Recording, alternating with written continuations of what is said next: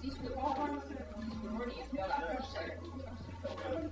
Siis see väli okei. Kas teil ei ole see, kuhu on koostama välja? Praegu ikkagi on soovib. 15. Ja siis ei ole veel aega. Praegu. Kui nad jõuavad teile muud. Kui sa oled kohtunud, siis praegu tuleb.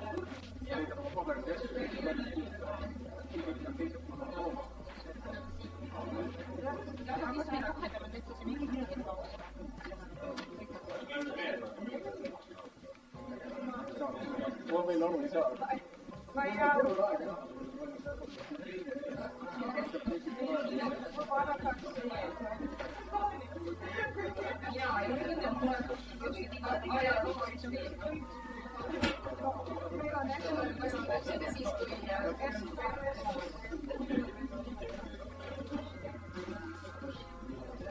Peab küll äkki nagu vaheldub press vastu, eks ole.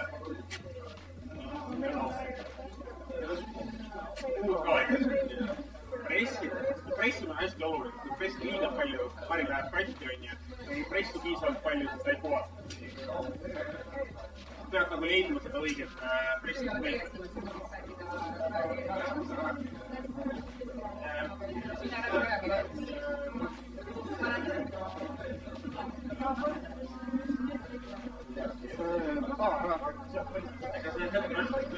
See räägin ärakeerajatega talgikottidest ja verepuhastumisest. Ei ma räägin ise.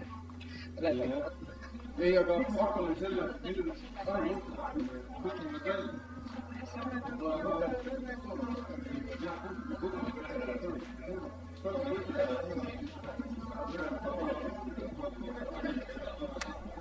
Okei, John.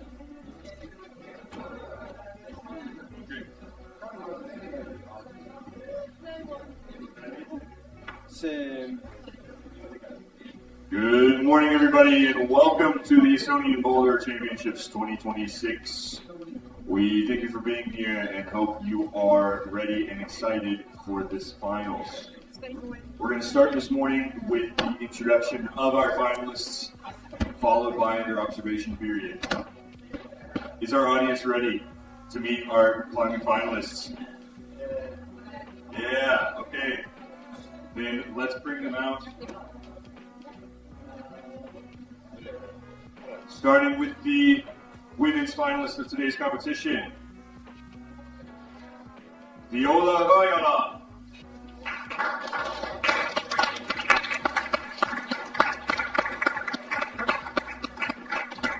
Purplecat.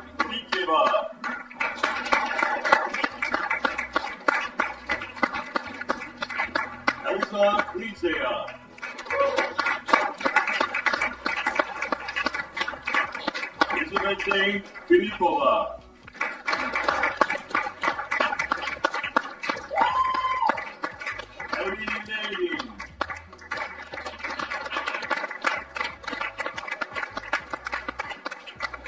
Podium.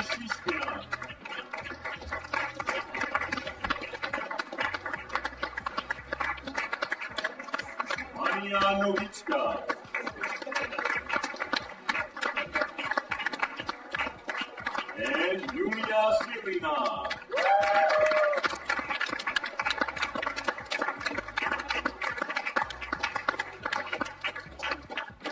And your men's finalists for the day, Ruslan.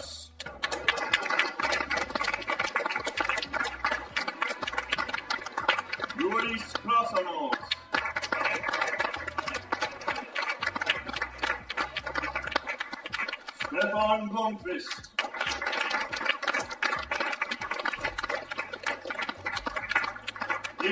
Blomqvist.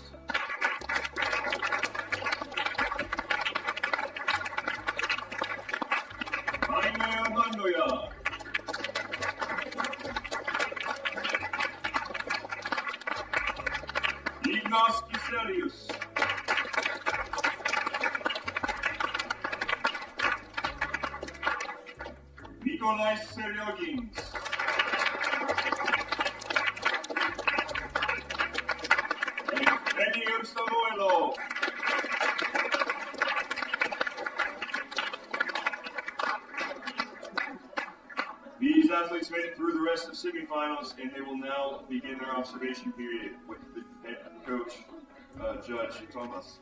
Nüüd on moment, pane see uuesti, kui ta ütleb mikrofoni, siis see, mul on seal agent, see,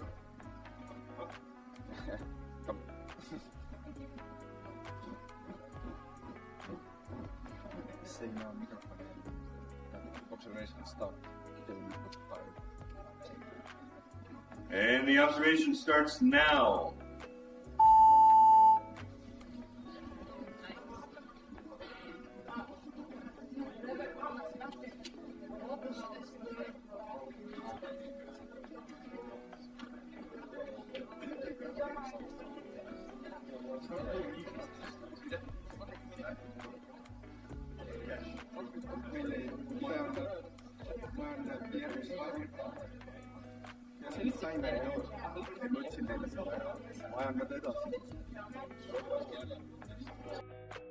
Valmis, jah?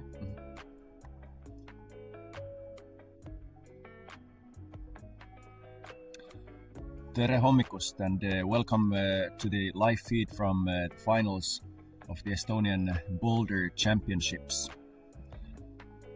When preparing the posters for the event, we were again from old habit writing bouldering, but it's actually these days the official name is Boulder Championships.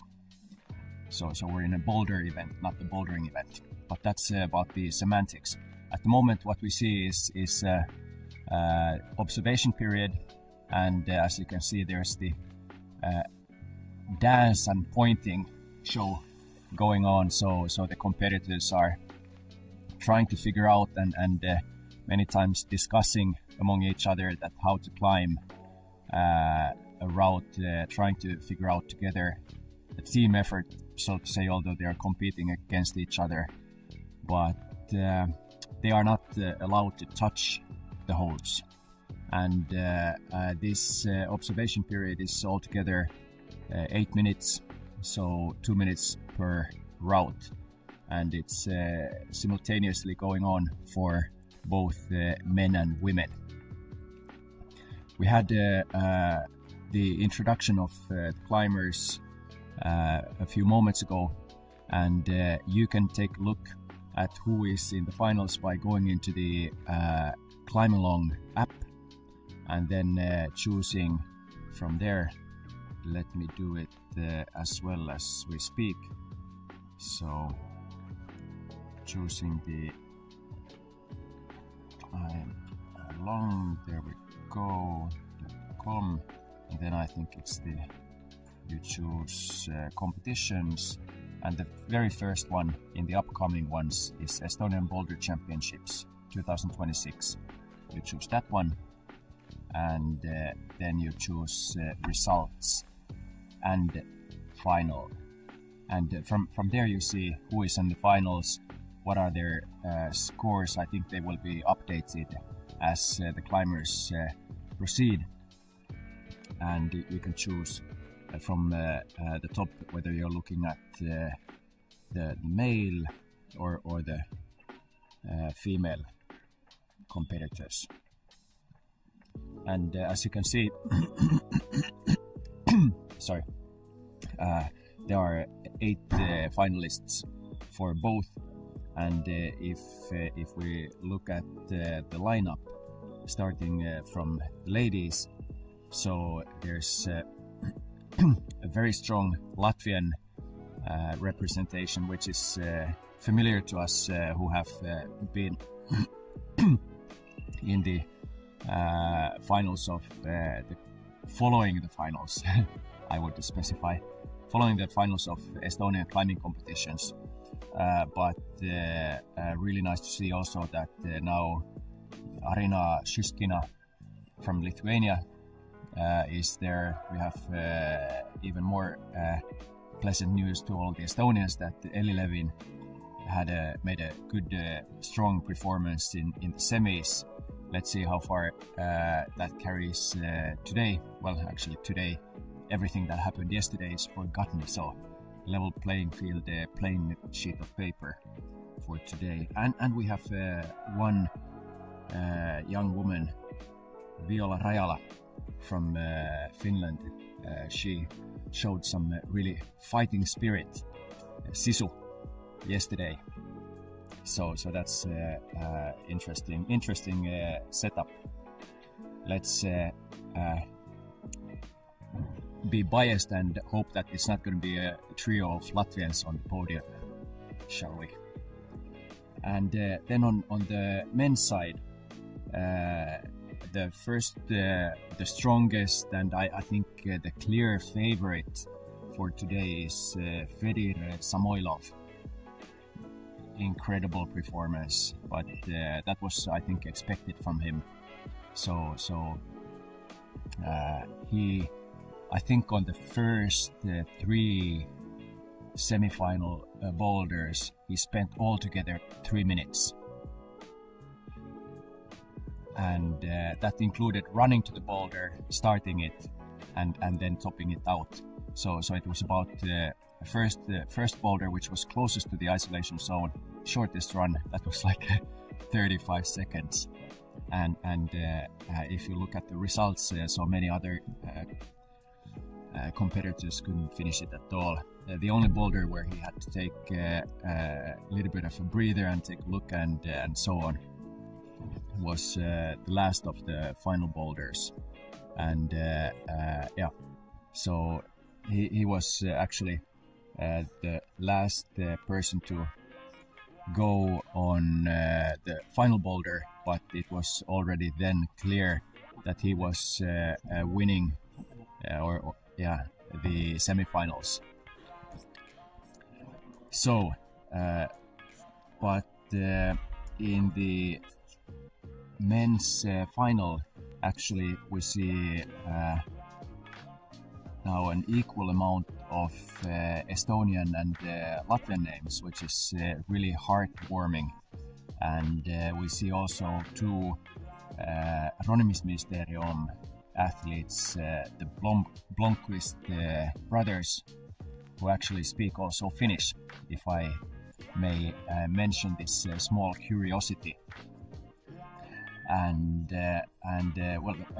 Fedir hasn't marked down his nationality. He's Ukrainian, but lives in Latvia and works at Falkors, which is Roland Rugen's climbing gym.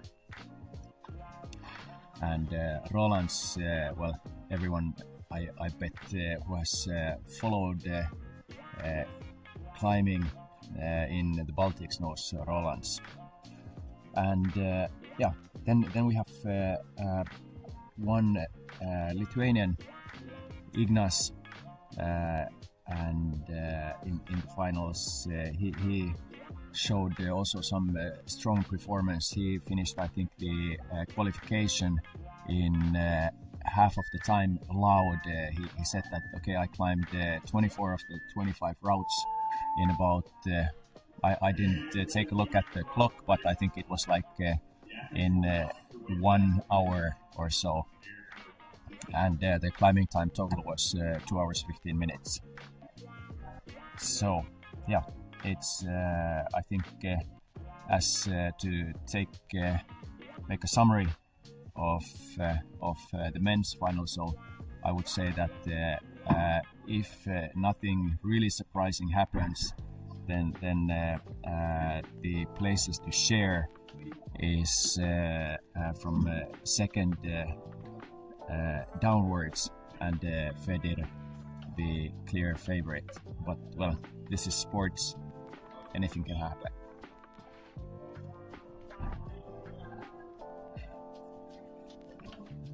So now the observation period is over. The athletes have returned to the isolation zone, which you see behind this blue curtain, and the judges are taking their positions we have an early start for the finals, and therefore I think very few spectators. I believe that they are more following this live feed.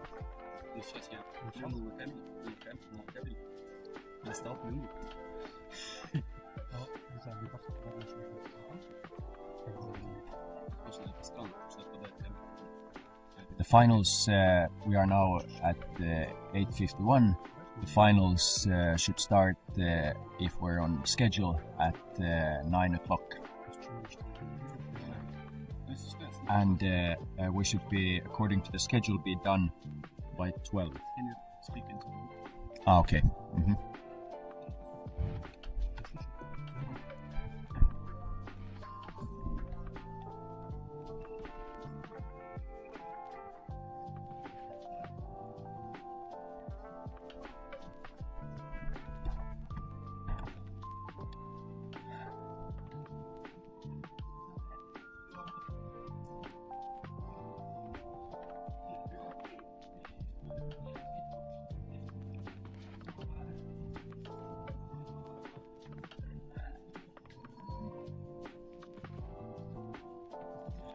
So we have 2 judges per route, as you can see, and we should have also the brushers. I believe they will then take their positions when we are starting to go forward. And the judges have been trained by the Estonian Climbing Association, and there's a good long number of them. If you're interested in being a judge, then you just have to go through small training, and you could then have not the first row seats, but row 0 seats in the comps. And I have spoken yesterday with some of the judges, and they said it was good fun to be there. So do send a note to Eesti Ronimisliit, Estonian Climbing Association, if that could be something of interest for you.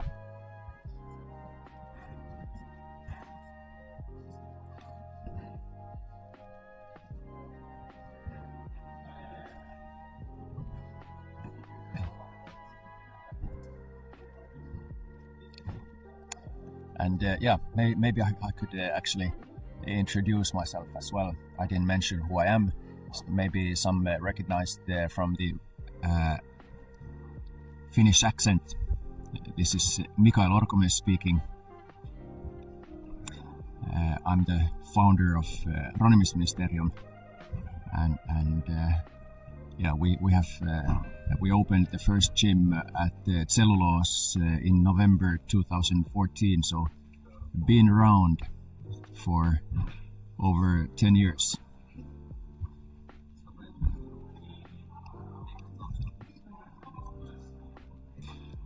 And one thing that is probably of interest is what happens to the routes, and what's gonna be the schedule after we finish the finals.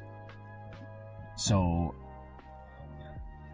as mentioned, the finals end at 12 o'clock, and I think we'll take a little bit of time to clean up the gym. There won't be immediately a huge number of new routes. Instead, the route setters, what they said is that they would start on Monday setting, and they would fill up between what's now on the walls. There are some qualification routes on the walls, and there are some semi-final routes, like where you on the slab wall. Can you switch to this for a moment? So here you see people leaning against our slab wall. That's where we have the qualification routes still for you to try. There are some really easy ones, there are some quite tricky ones available from the qualifications, and then on the opposite side, now you can switch back to the other camera here. So on the opposite side, we will have the finals for the hard crushers to come and try, who want to give a shot. These are nothing for the mere mortals.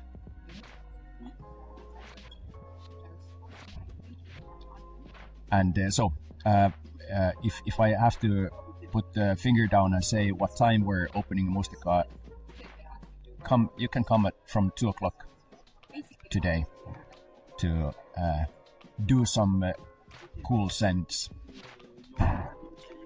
And well, these are really carefully crafted ones. We had a route setting team from the head setter Pierre Breuer. He's from France. He's I think shining star in the CV is that he was setting for the Paris Olympic Games. And then we had 2 setters from Lithuania, and 2 setters, our head setters Rasmus and Roland from Mustika and T1 to represent Estonia in the setting team. And after really long time, I put the climber or competitor number on my back and joined the fun, and had a good time yesterday on the routes. So it's going to be interesting what they have then in store for us today in terms of the finals. And in a few minutes, the number will start the finals, and the first ones to climb, as I have been told, are the last ones in the list. So we would start from then Viola, Rajala, and then Martins. So as said, Viola from Finland, and then Martins from Latvia.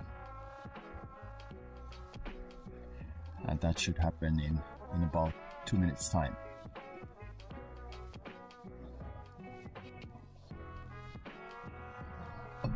And if you're still talking about the format that we chose for the qualification, so we wanted to make it as close to a festival format as possible, while still having the fair play guaranteed by judges. And there we came up with the solution that there's no timer, and there are no limited attempts for in the qualifications. And you could shout as much beta. You could take a video of your friend climbing. You could show that, all right, here you should have done that, and you could have made the top. And then the judges just recorded the results, and I think that format worked really well. It maintained the festival kind of climbing vibe, that you could move. You had as little pressure as possible. But yeah, so here we are now starting with the finals. Viola came to the first women's route, and also Martins.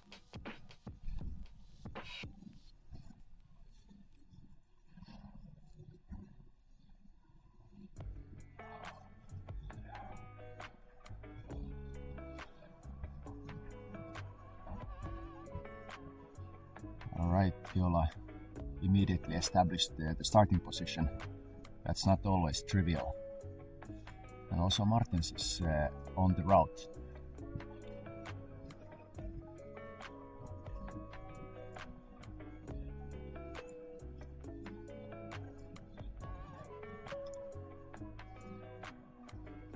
first attempt done, gathered some intel on what the route is like, and trying to figure out what to do next.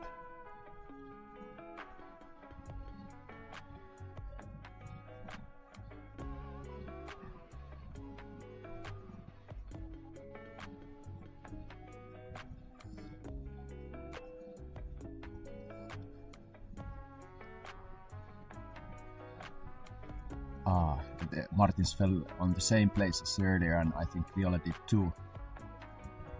So now they have to figure out something new, or something old but just execute better.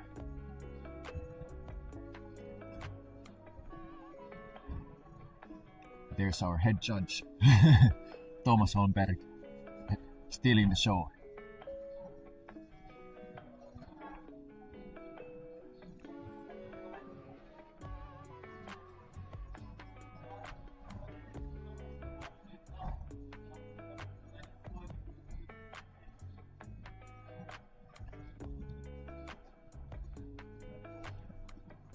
The obvious good thing about starting in reverse order is that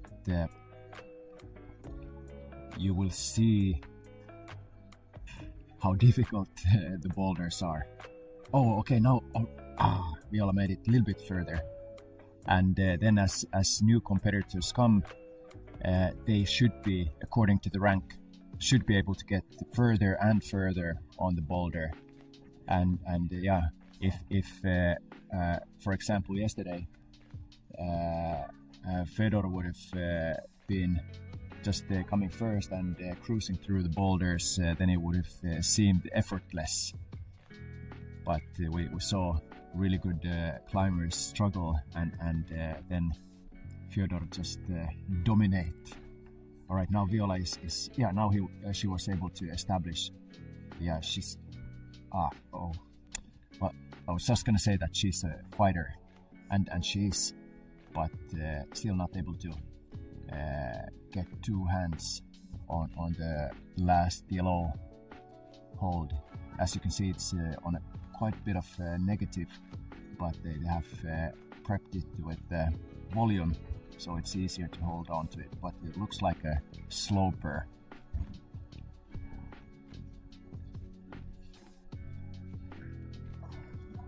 And well, the final boulders, they usually get harder and harder the further you go on the boulder, and that's why you get some points from reaching the zone hold as well. So the zone is what is being now brushed on the right on the women's route. No, that's a start. It's the start hold. Yeah, sorry.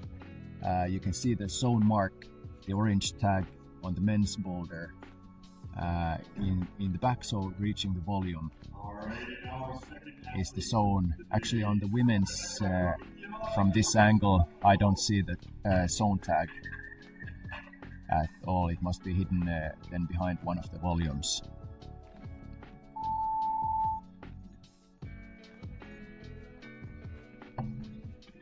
And points are awarded both for the zone and for the top. And of course, you get more points for a top. And each attempt counts. So in case of a tie, then it goes to the attempts.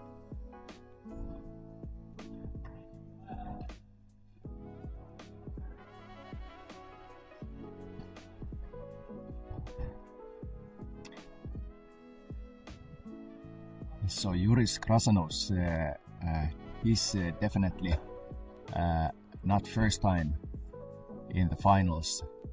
He was competing already some and in the finals in the first Ronimisministeerium competitions and I'm happy to see that he's still on top of the game.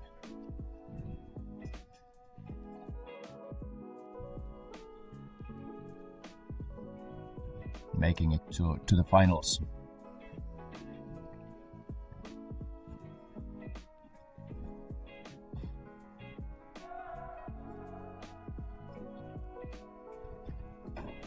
And Rebecca, so both Rebecca and Jura are from Latvia.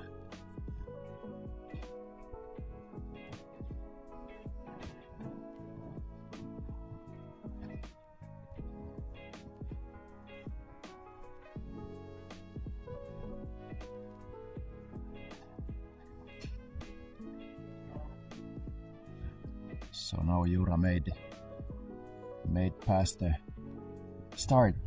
Let's see if he can now. I actually now noticed that yes, the holds that Jura is holding, he's jamming between. You see the where his right hand is.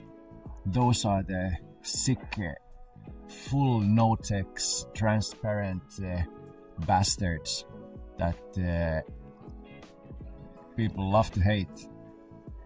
So jamming there. Actually, those holds hold better if you don't have any chalk on your hand. But then of course you want to have chalk because you need it on the next ones. So yeah, I see that the route setters have put the jam there. That's gonna lead into some scratched hands and maybe, let's hope not to broken egos. But Jura should definitely be able to master the cracked.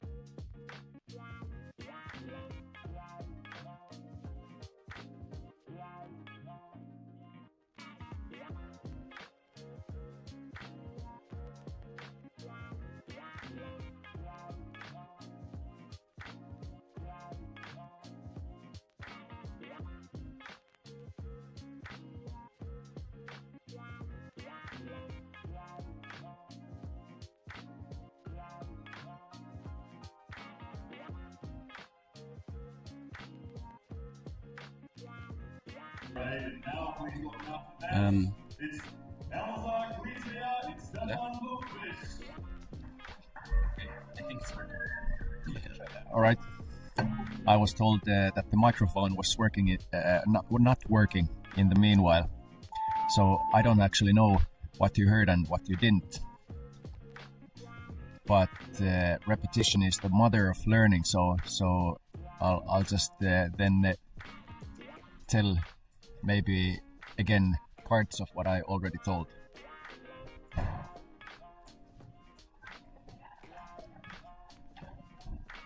So now we have first Estonian contestant Stefan Blomqvist from the Blomqvist Bros in the back, and we have Elsa from Latvia, I would believe. Is that yes, in the front.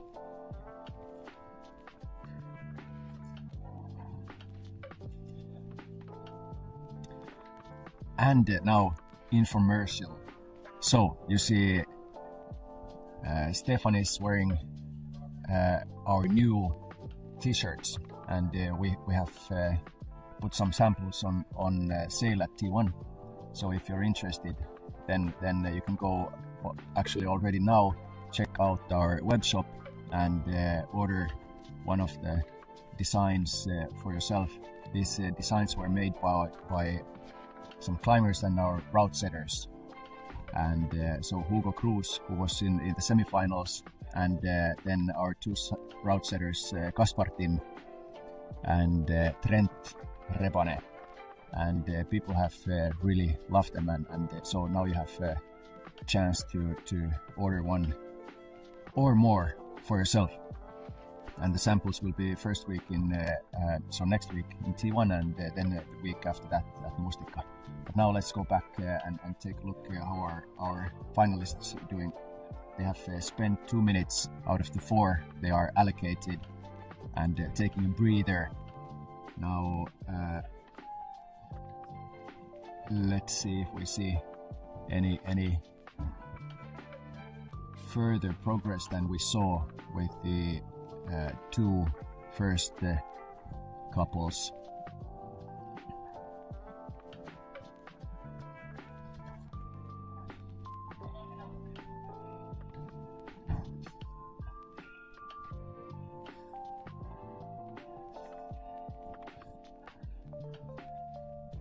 So Elsa is yeah, now she's all right.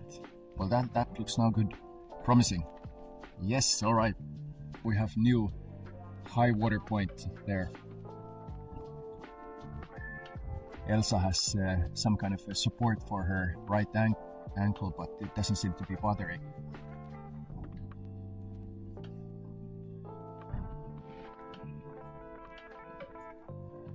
Henrik is still trying to recover from the previous attempts and from yesterday's hard climbing. They have now a little bit over half a minute. I believe this is going to be Henrik's last attempt. He won't have time or the juice. So now, has Henrik been awarded a zone already? Yes. Sorry, Stefan. Yeah, I try to remind myself. I always mix, and I believe I'm not the first one to mix the boroughs. My rule of thumb is Hele Henrik, with the guy with the little bit lighter hair, but yeah, too early in the morning to remember all those small and yet important details, because mixing up one's name is not cool.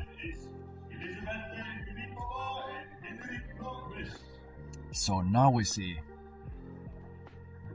Henrik coming. Observe the hair color, a little bit lighter, right?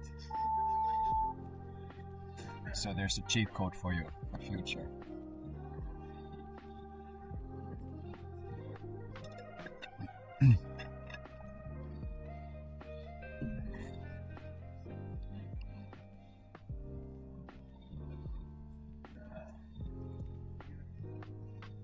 So both the finalists have now started.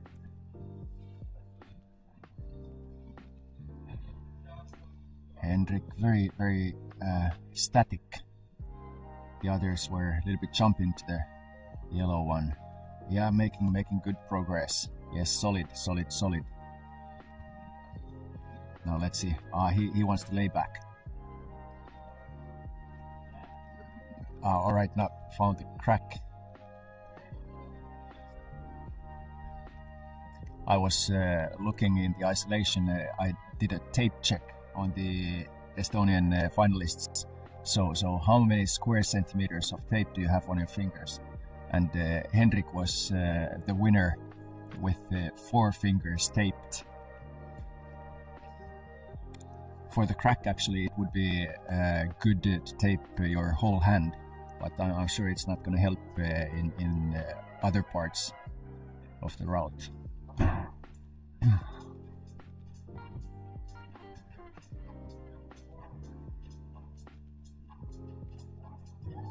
I wonder if Henrik is actually at the moment repairing his tape job there in the background while resting.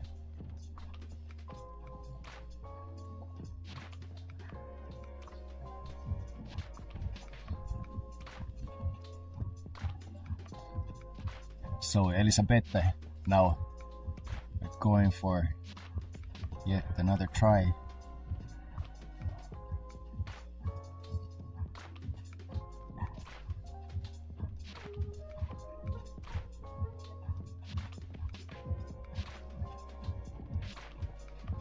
So at the moment, Boulder,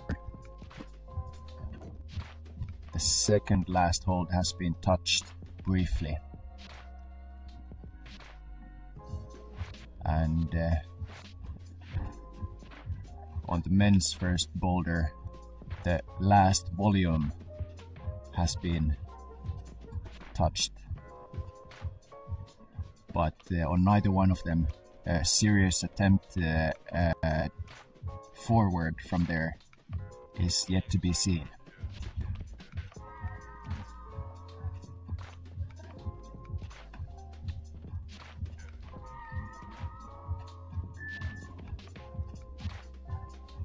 So both Henrik and Elisabeth have been rewarded a zone so far.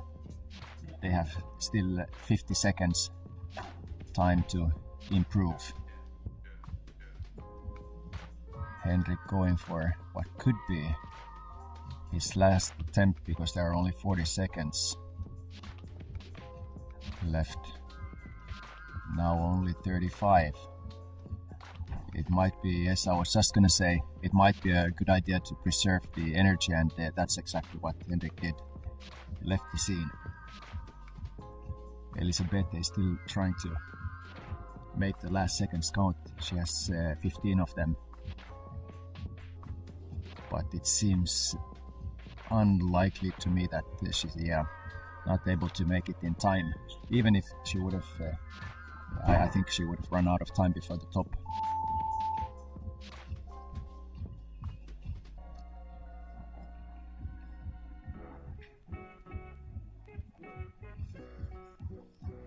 So the brushing competition is ongoing. I think the men's brushing team is doing pretty well, but followed by the women's. All right, Rainer was the only person besides Fyodora who was able to do something or get the zone, I think, on the last semi-final boulder. So he's really strong climber. Let's see where he goes, how far he goes on the first one. There we go. You see the difference. So Rainer did a big jump to the yellow one, whereas Henrik did it statically. High foot. Okay, yeah. So Elli, this is now two Estonians. Rainer wanted to trust the high foot method, but that was not the solution. Or maybe it is, but just the execution was lacking. Let's see. Elli is struggling a little bit with the distance of the jump.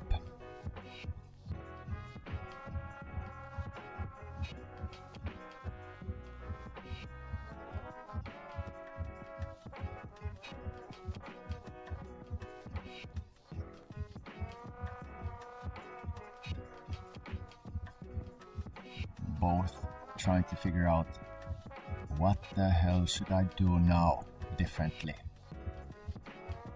Elli going for it.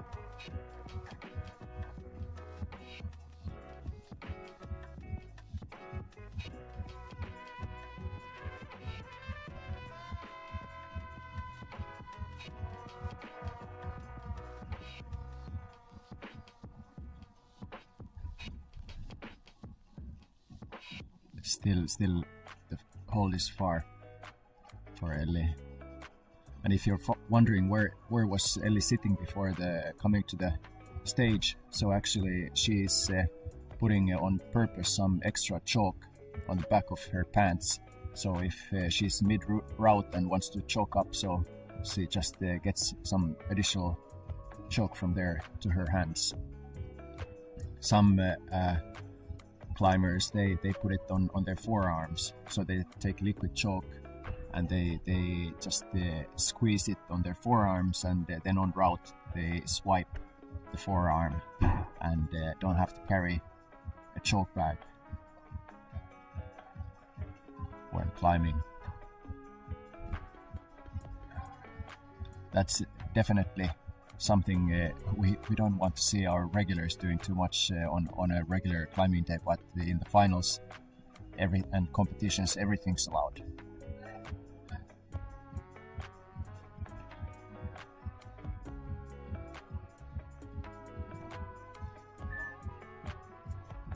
One minute. So at the moment, Rainer has been awarded a zone, but Elli is still to do the jump. She's usually good in the dynamic moves, but this one is giving her some trouble.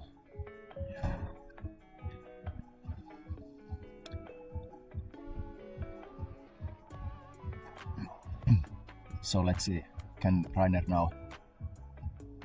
He's doing it differently. Okay, still trying to go with the high foot.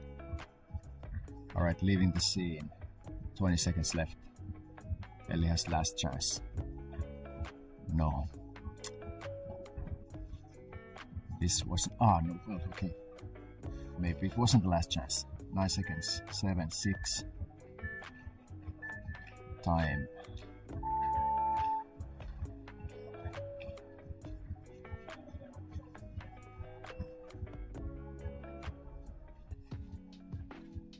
So no zone for Elli on the first boulder, and Rainer got the zone. We're yet to see the top on neither one. Let's see what the next pair brings. So Ignas from Lithuania on the men's, and then Arina also from Lithuania. She hadn't marked down her nationality in climb along, but I hope that, and I'm pretty sure I got the intel right. So she's from Lithuania.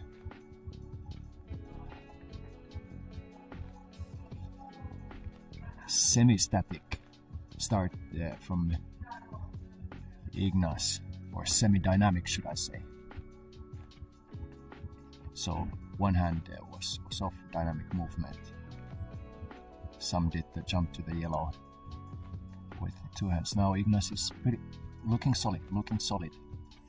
Yeah, he's further than Rainer was, and yeah. Now he's I think so far the best attempt. Yes, he's now just one more hand on the top, and there we go. We see the first top for the men's boulder. Nice.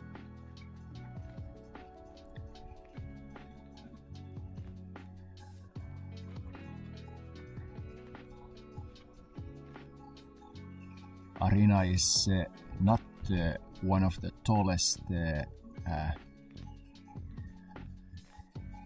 competitors. About, I'd say, probably same as Elli, so for her this jump is a little bit more difficult.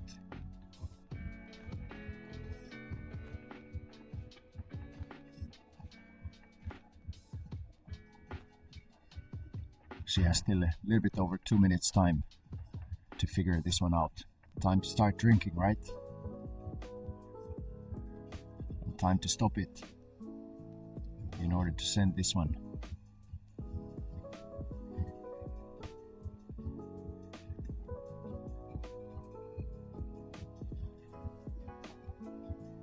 There we go. Nice.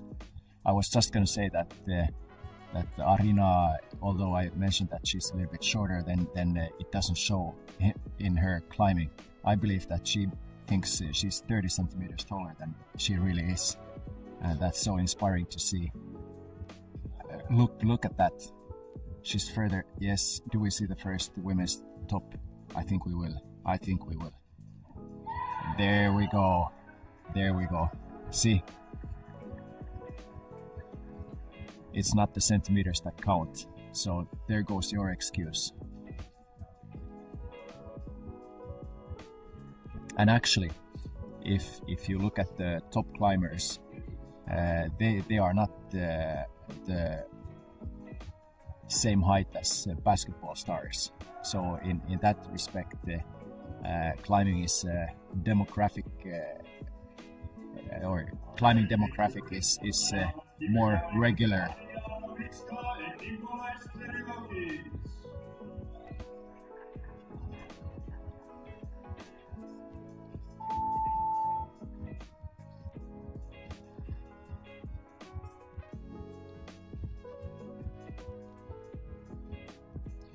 So now we have another set of Latvians, and Anja immediately jumps to the challenge.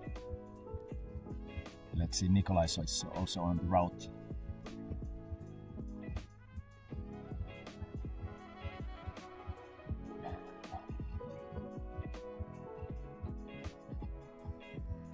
So the secret on the men's was to work your way higher up with the hands on the second last volume, and then reach from there.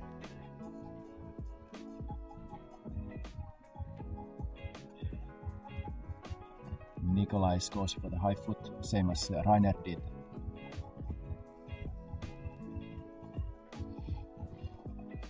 Can he work his hand? Yeah, that's.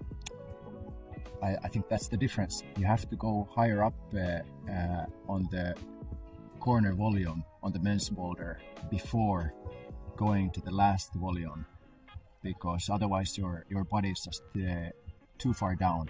It's tempting, of course, to try to reach the last volume, but that doesn't seem to be the solution, or at least not the easiest solution.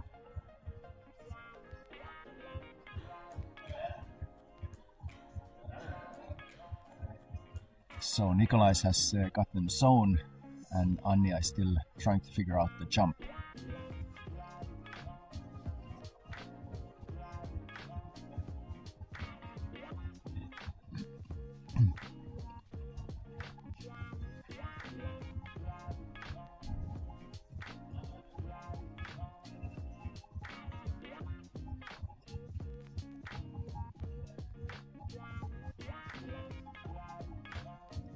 So women's zone must be behind one of these volumes. I wonder which one it is.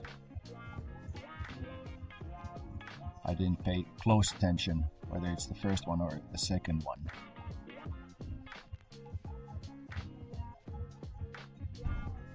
I think we could have deducted that from the previous attempts of when climbers reached only the first volume on the women's. So now Nikolai, let's see if he decides to go higher up. He seems to be doing that. Oh, okay, yeah. Yes, all right. This seems now, and it's done, yes. So Nikolai gets top. Anja has still a little bit less than a minute to do the first jump. Now she's definitely, I would say, tall climber, and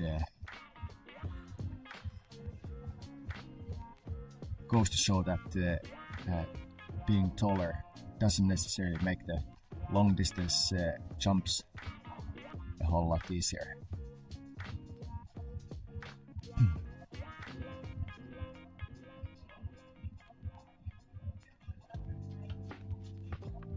This is probably her last attempt, only 15 seconds left.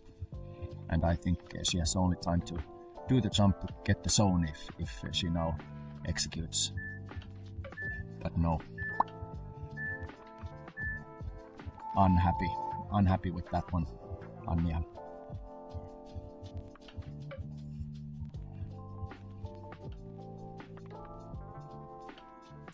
I learned yesterday that a climber is not even allowed to swear when competing. That's considered unsportsmanlike behavior, and how I learned that was that yesterday one competitor, I don't know who, threw his or her shoe against the wall from frustration after not completing the climb, and yeah, I don't know if he or she got some kind of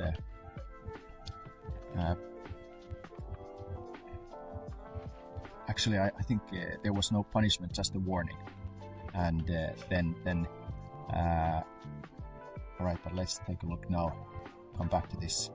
So now we have the two first ranked competitors from men and women. Fyodor is actually struggling a little bit with the crack, but Julia is making a fast progress and topping out the women's route, I believe. Yes, there we go. And you see Julia has and also Fyodor is yes.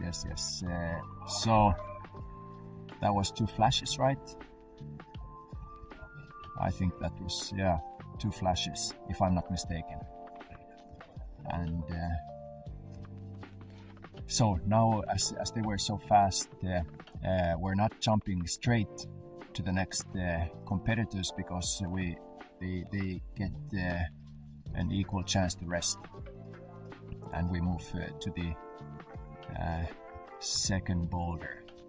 But yeah, you saw Julia had something on her knee, and she was yesterday looking for the medic because she had some knee pain, but it seems that it was it's not keeping her from competing.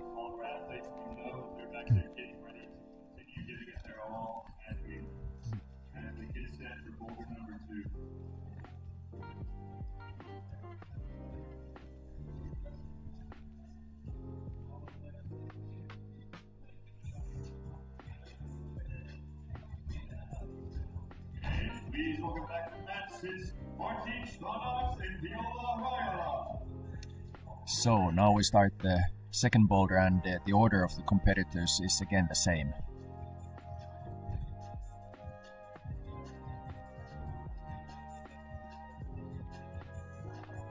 So Martins and Viola were the 8th in the semis, so they go first.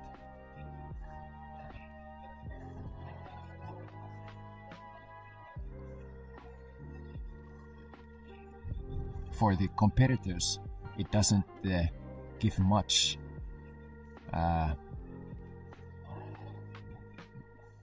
whether they are 8th or 4th or last one to go.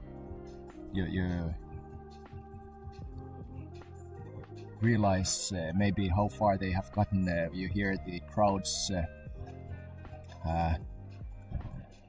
emotions, and you can judge by that who sent and who didn't.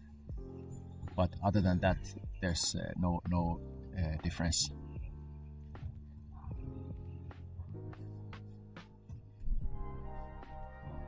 So Martins got zone.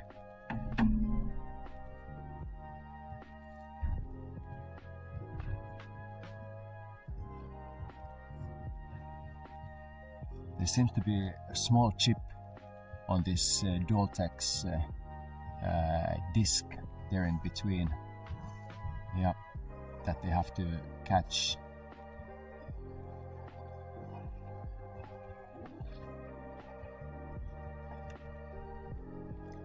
And we see Viola there in the very back, working on the second women's boulder, the purple holds. She's yet to reach the zone.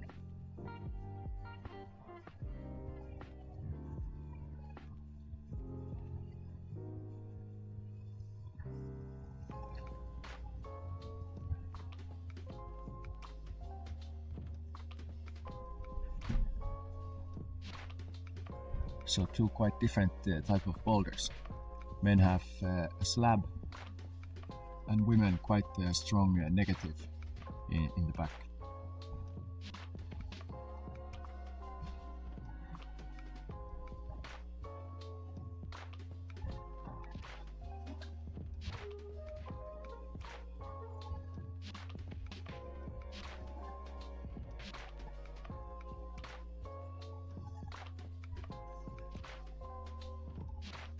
A comp style slab for the men. You cannot do this. It's funny to see him jump back to the start after realizing that, oh, my balance is not good enough. Back to the rescuer hold.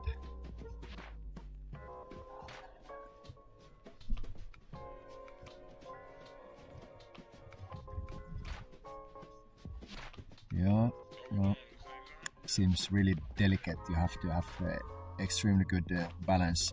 Now Viola is trying to go for the dyno, but disappeared behind the judges, not making the jump. So she's yet to establish the zone.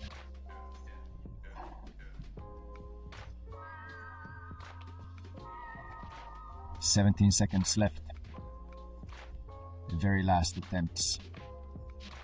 Martin's 10 seconds left. Tries to go for the last time. Yeah, no.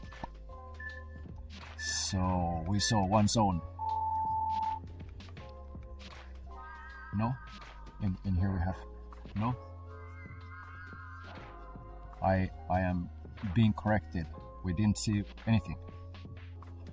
I thought that it's from the first boulder. Okay, yeah.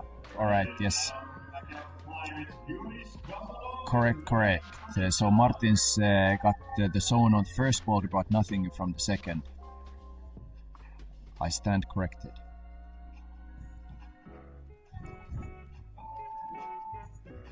So now Rebecca and Jura. Yeah, the men's zone is actually there. You see the orange tag on the wall. It's a small pimple, black pimple on the wall that you have to hold. Yes, under the orange tag. You're not allowed to use the tags. That's if you hold them or you push from them, then that's going to be a failed attempt. Jura trying to do it more static than Martins did, trying to establish some kind of a balance on the slippery disc, which has a small chip on the edge. And Rebecca in the back, starting the purple, going for trying to go for the first moves.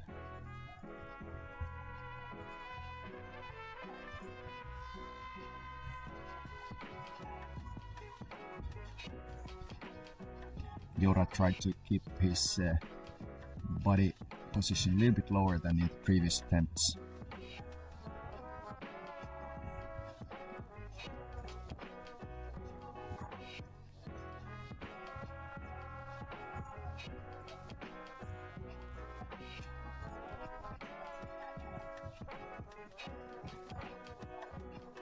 You really have to master the coordination and the speed on the first men's. So that was a false start from the judge came to take Jura down from the route. I believe that he didn't touch the foothold with 2 feet.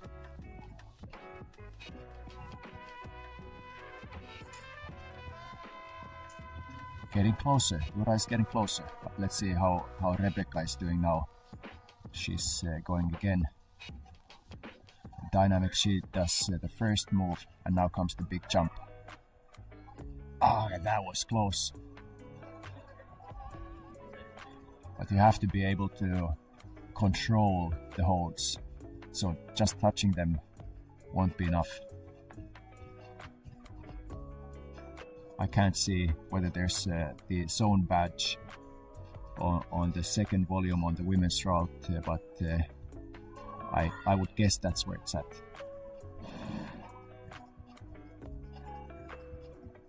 They have a little bit over 1 minute time to climb this one.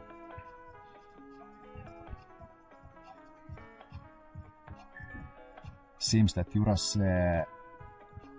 right foot is dragging him down. The balance is not on top of the small chip on the disc, and that's dragging him down every time. Alright, so now Rebecca was able to make the jump.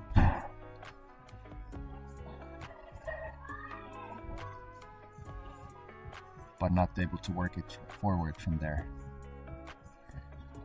30 seconds left.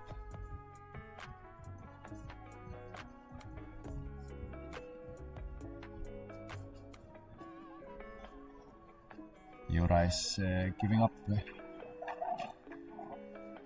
Also Rebecca surrendering, throwing the airs in the air.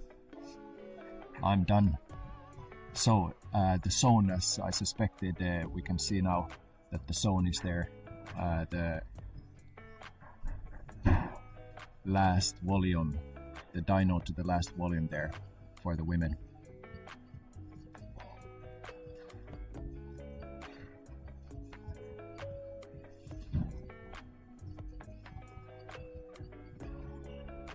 Alright, ready for movement number 2. It's Stefan Blomqvist and Elva Quinn. Alright, give a big hand to Stefan. Let's see if the coffee has worked, and I'm not gonna mix the Blomqvist brothers anymore during this live.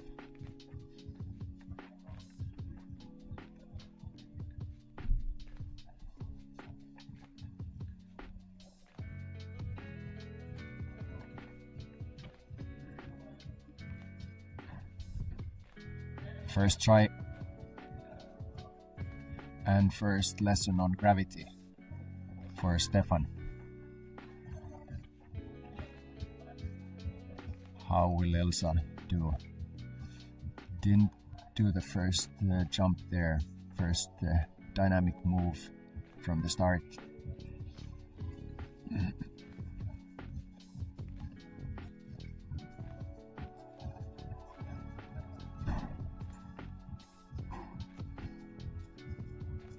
But she's now quite close to doing the zone already, so good progress.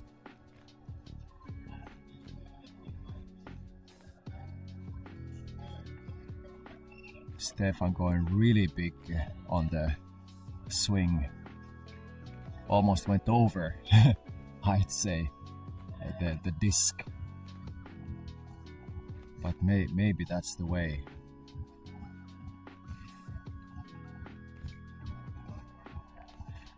Maybe it's just a huge swing, close your eyes and hope that you touch the zone or the top midair. Oh, okay, now we see all of a sudden Elsa is almost topping out, and she is topping out.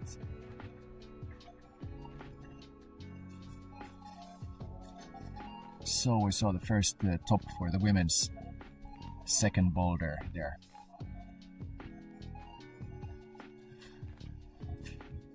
Stefan has still half of time left, and look! First time that someone's actually able to stand on the disc. Is he able to get the? Oh wow! That's a delicate position and a delicate foot switch, but he executes very well. No. He touched it, but he didn't control it. That's not gonna count. But he still has about 1.5 minutes time. Go, Stefan. Now you know more than 2 minutes ago. Use it. Huge swing. Oh, look at that. That's so cool to see that he takes a huge swing but is able to stop it and then establish immediately perfect control. Yes! Alright, there we go. Nice. Now that's the zone. Do we see a top? Another big... From the tiniest of pimples on the wall, you have to go to the top. And it seems that the zone is followed by another dynamic move, and we can tell that the top hold is not huge because it's hardly visible. The green that we see there is the top marker. It's not the top hold. So it's another small pimple on the wall that you have to go to. So Stefan was able to establish the zone, but we're yet to see how the top is done. On the women's, we saw how you go forward from the last volume to the top. Alright, climbing now, it's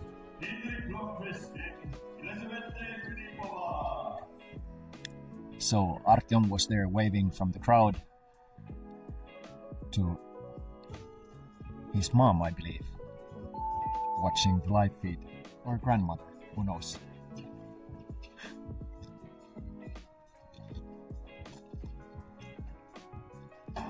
So now we have Henrik and Elisabeth.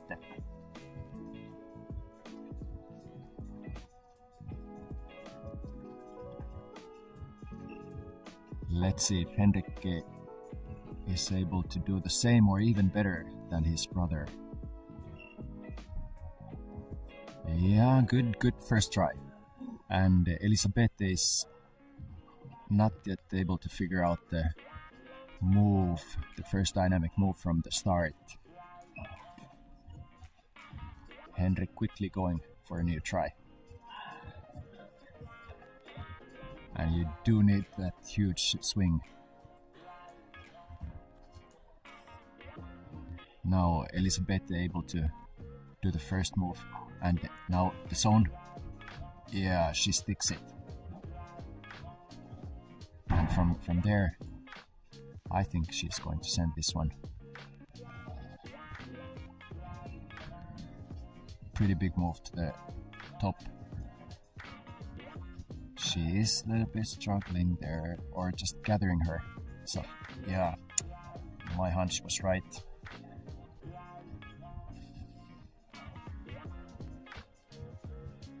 She has 2.5 minutes time to do the last move. But first you have to get there, of course. And that's consuming on a negative. So Henrik going for the big swing. Not quite able to establish the balance there on the chip.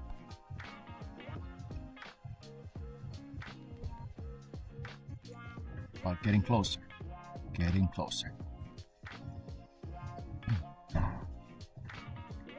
Elisabeth taking a little bit of a breather, judging that what should I do to reach the top before going for a new try.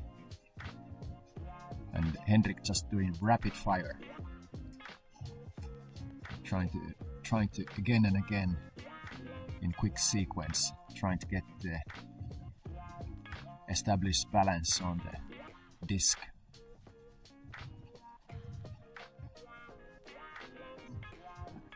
Now Elisabeth is struggling a little bit with the first move. She was earlier able to do it. Henrik tries to go for the zone hold to help in establishing the balance on the disc. Let's see if that's possible for him. Big swing. Yes! Yes. Henrik is now on the disc. The delicate foot swap. 50 seconds left. 45.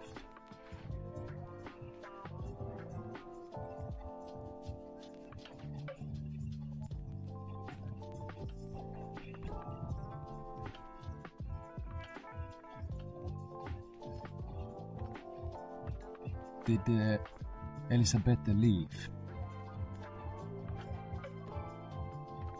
All right, Henrik. Now again a second try, and this is probably the last one for the zone. Is he? Yes. Now go for the zone. Go for the zone. Yes. We got it. Yes, but no top. Unfortunately, time's out. But still, a good result for Henrik.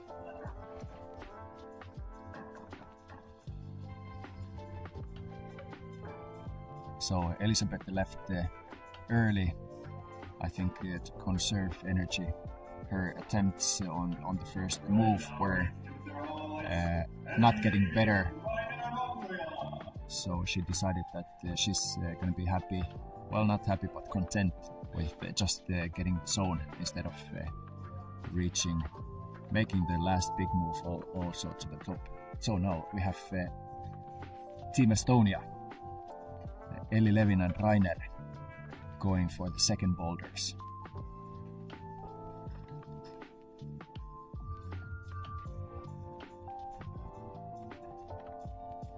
Rainer immediately going for a learning experience. And as you know, learning is what you get when you don't get what you want. And now Elli for the big jump.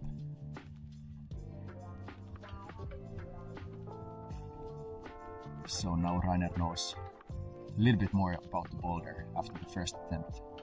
Big swing coming up. Not quite the precision on the left foot that would have probably been needed to establish this delicate balance on the disc. Elli going for a new try. She cleared the first dyno quite nicely there again. And now let's see whether Elli does this big jump to the volume. You have to get the hips moving. And the rule is, in the dynos I have learned, dynos are not my forte, but what I have learned is that when you get your hips moving, the rest of the person follows.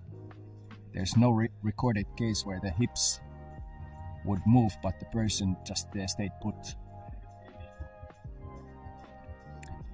So if you're struggling with the comp style boulders, just think of how much are your hips moving.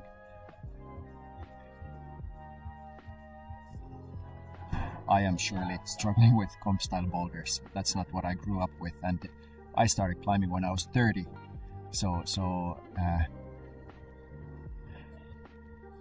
learning completely new stuff, and I don't have a dancing background or anything like that. But the only thing I know is engineer polka, which is very square and not flowing. So Rainer still trying to establish the position. They have 1.5 minutes together with Elli.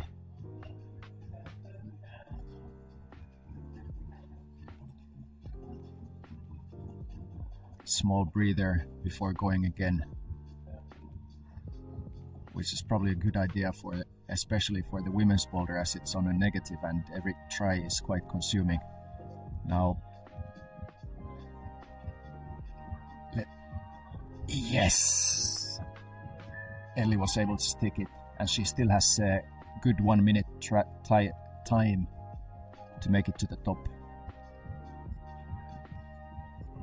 Comes the crucial big move for Elli to the top. I wouldn't be surprised if this was her last try. After this much hanging, trying to immediately jump back is not possible. So a big move, big moment. Yeah, only 30 seconds. I think it's wise for her to call it the day now. She's not going to be able to in 20 seconds make it further than the zone. Face it. No, she wants to use all the time. She's just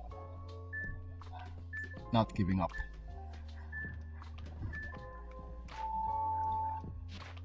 So zone for Ellie and experience for Rainer.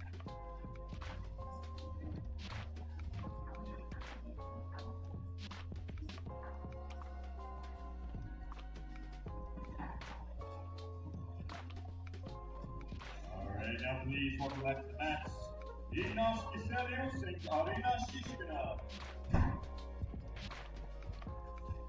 And talking of dancing background, so Roland Samfir, who was one of the setters here and is the head setter at Mustika, so he's actually also owner of dance clubs and dance coach, and that doesn't come just one morning as an idea, but he has of course been dancing his own whole life, and you can I think feel it in these delicate slabs that you can find at Mustika. So now we have Ignas trying the men's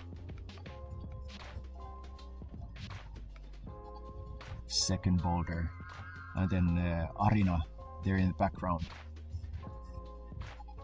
Arina and Ignas both topped the first boulder, so let's see how they are going to do here. Soon, first minute is gone. Yeah, Arina makes the first, and now comes the big one. And see, there we go.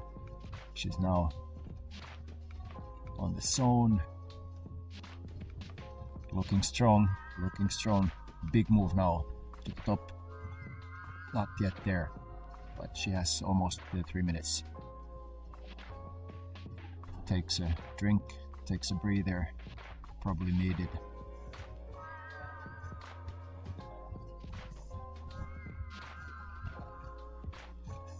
So Arina was awarded a zone.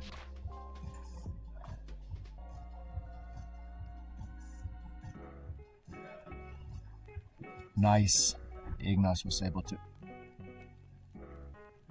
establish the balance, but then fell down immediately. But now he has more knowledge and more self-confidence.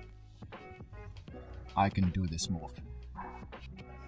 And many times that's already half of the result. You believe and you know. And all of a sudden we see Arina there already going for the top hold. But that move is big for her. Also Ellie was struggling with that. And they are about the same height.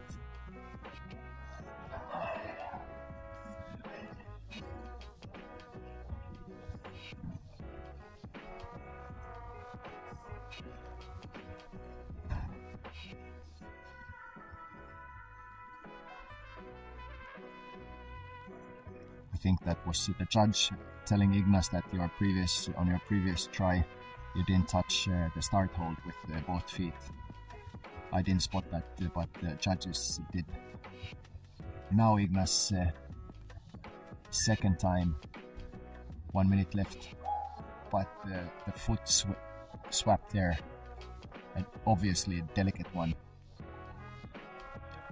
That's also something that Henrik was able to do only on the practically last try. Let's see if Ignas, yes, he's getting better on that. Arina not able to make it as far as on the previous go. Half a minute, Arina goes probably last time for her. Big jump, executes. Again going for the top. 15 seconds, yeah, that's a no-go for Arina. Ignas perhaps in 10 seconds still has a chance for the zone, but yeah, the time pressure and so one zone for Arina, and Ignas walks away with empty hands.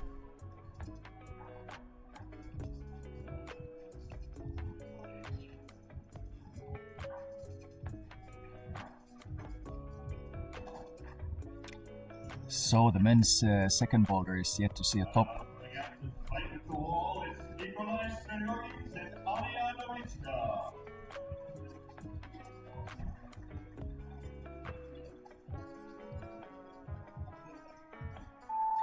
So, two Latvians, Anja and Nikolais. Let's see what they have in store.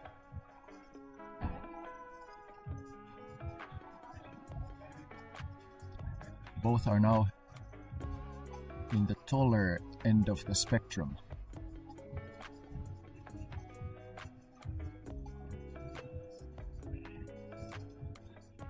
Anja already passed the first dyno and back on the ground. Oh wow, alright. Nikolais really quickly gets... Oh, wow. But the foot swap. Alright, but that was a strong start for Nikolais on that difficult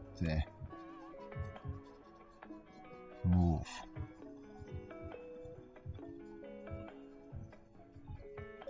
The slab problems are nice in the sense that because the leg muscles are so much bigger, you can just rapid fire do 20 tries. Whereas then on the women's side, where it's a steep negative, it's gonna wear you out much faster because you're so much on your hands, upper body.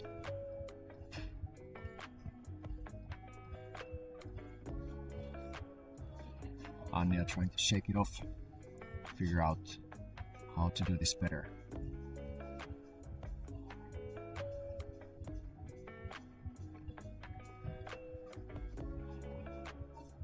Now for Anja, getting at least the zone to stay in the game would be very important, as she was not able to get the zone or top on the first. Nikolais, however, topped the first one. Yeah, and he's able to again establish the balance there. Now let's see how about the foot swap. And we have it. And perfect balance there again, foot swap. And look at that, now that's a new beta. Trying to blindfolded reach, and he does it. There's a small chip on the volume. He's now using the zone hold, so he has gotten the zone. Do we see progress? Not quite yet. A little bit over 1 minute. Anja is going for a new try.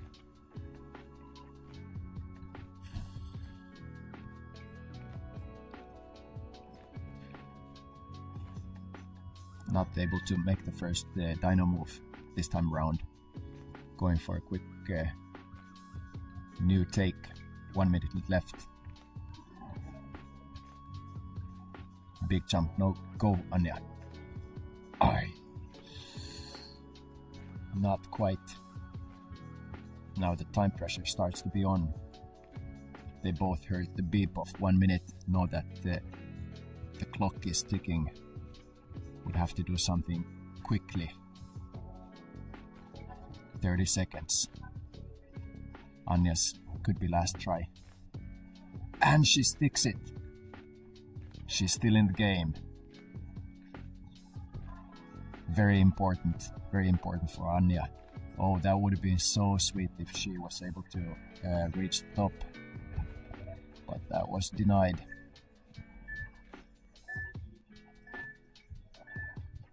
But good save, I'd say, for Anja. So both get zones, Nikolais and Anja.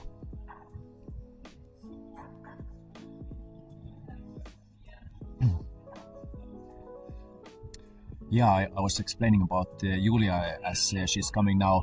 So yesterday in the semis, she fell. There was in the same place as we see the men's second boulder, and also about the same height, actually on the same volume, the middle one. There was women's semi-final route, and Julia fell from there and did a face plant on the mats and she was dazed, and there was maybe about 2 minutes left, and I was sure that she's not gonna recover, and the first attempts after that were quite shaky, but she was able to top it, so I afterwards went to congratulate her, and now she's already at the zone. Fedir, let's see, on his second try, struggling, and wow, look at that. That's a flash for Julia. The knee is not bothering her, it seems. That was quick, 45 seconds, and Julia's out of the picture already. I think that's why she was the first one in the semis, right? So Fedir finding this, and I guess a false start for Fedir as well. Yes, Fedir is also finding this one a little bit more difficult, but now he's able to establish balance, and well, it goes to tell.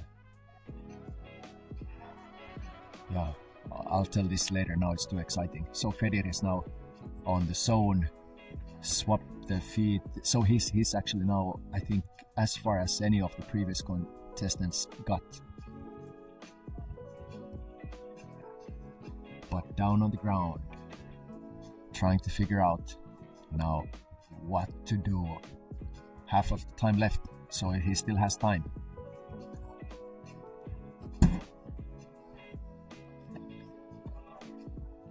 Judging what to do. The start is good.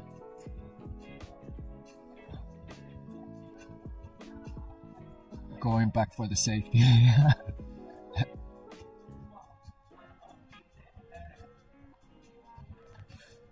Yeah, look at that body control. The foot swap, it happened so quick, like in a heartbeat. And he's back. So now what's gonna happen? A foot swap? No. He tries to go across and then to the top. 1:20 left on the clock.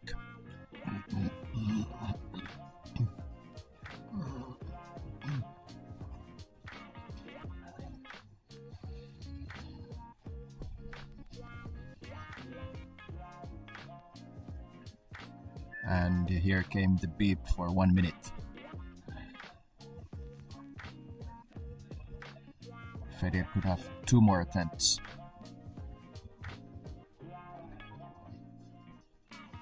There goes one.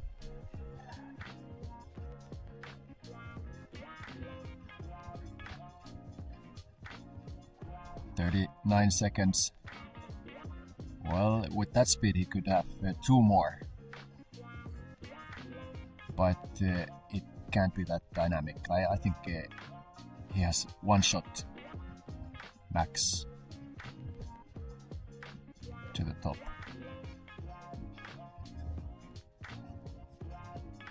Able to save that one.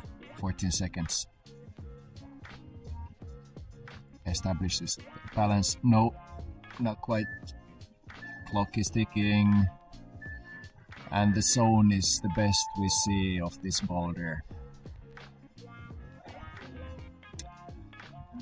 And we start to move to the third boulder. But yeah, what I wanted to say about Fedir, now I heard through the bush radio that there would have been a bet that for every boulder that Fedir didn't top in the semis, he would have to buy beers to all of the other persons who were in the semis.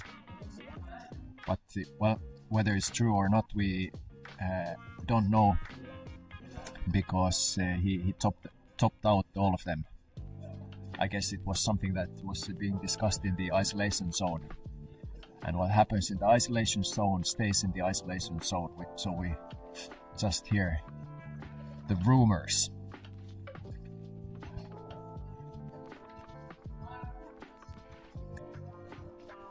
So now the third boulder.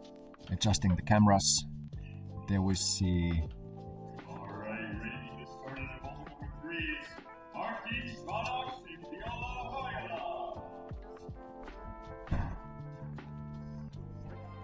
So let's see how far are they gonna run.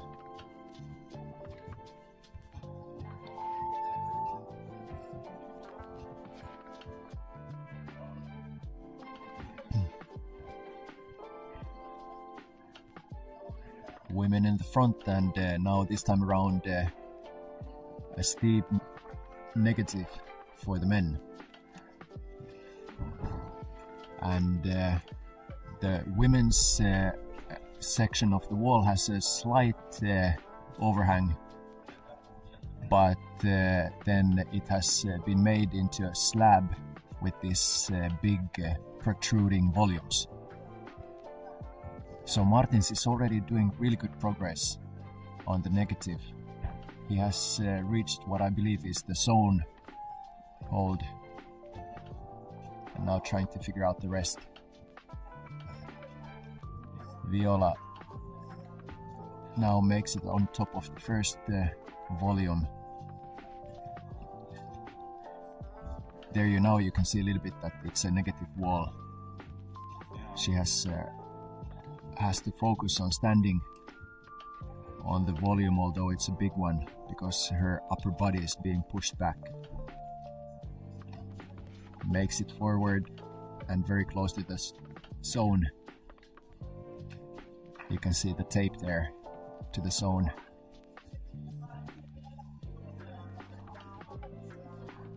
And she's using the zone hold.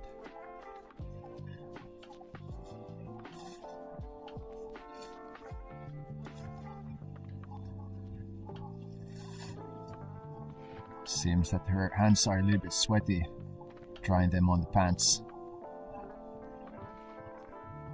So Martins going for a new attempt. Able to do the jump.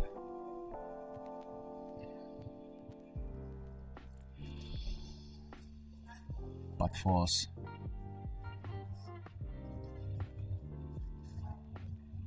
Do we have some kind of an issue now with the women's boulder?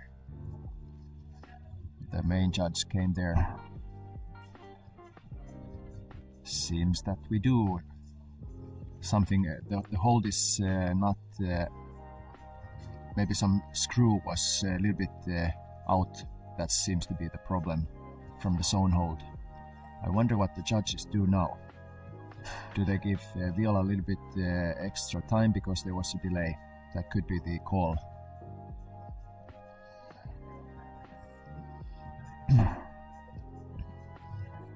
Viola looking more confident on the first part of the boulder.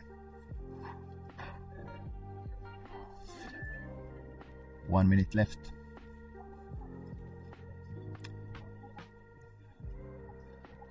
Thomas Holmberg, the main judge, holding the phone, probably stopped the time there, and I would guess they give a little bit extra time to Viola. We'll see.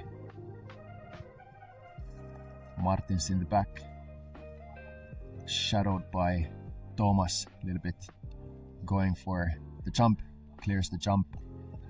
Let's see if he can make it past his earlier try. It seems that he is running out of time only with 20 seconds left. Has to go quickly for a new one, but no, I think he's cooked. Done for the day on this route. Viola is now further, I was just gonna say, further than earlier. And now I think the judge gave her a little bit more time. Yes. So she has one more chance. Don't know exactly how much, but probably like one more try. One last try. So she's going for it, looking strong. Able to get to the zone.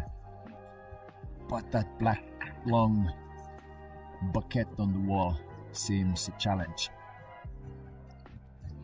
So zone for both Viola and Martins.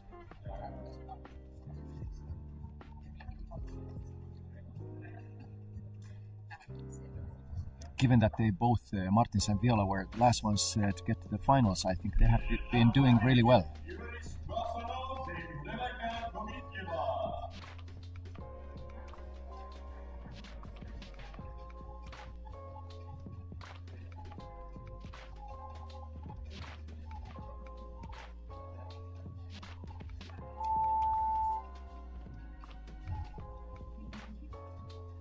So now, 2 Latvians.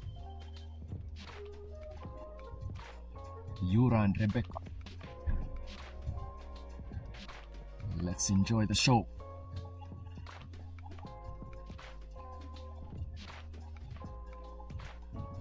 Rebecca started from the different side of the volume than Viola did. That's interesting.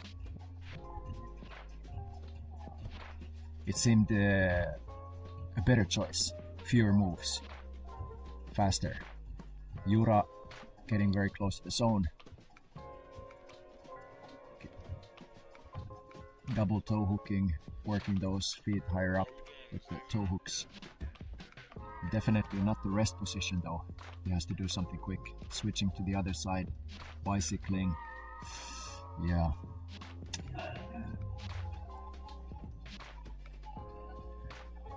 Rebecca going for a new try. Jura observing. What should I do different this time around?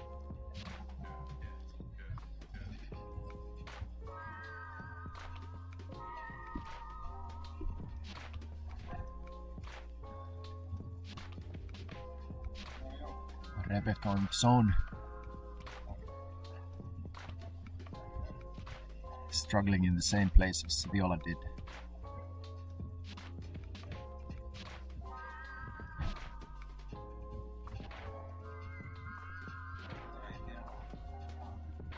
.2:15 left. Jura still shaking it off the previous try.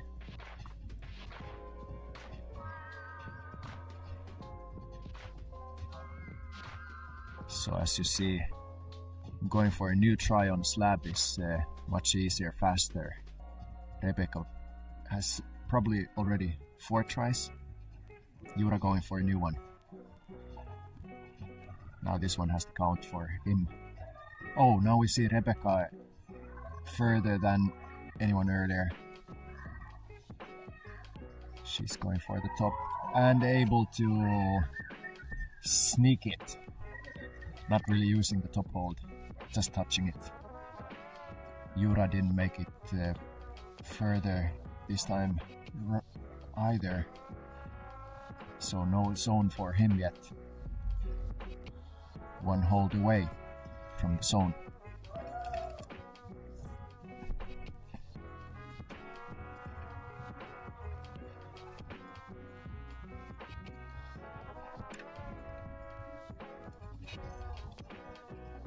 And here comes the 1 minute beep for Jura. Time to do something.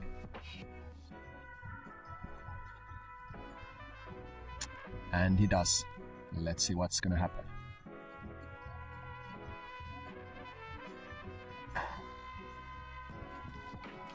Heel hook.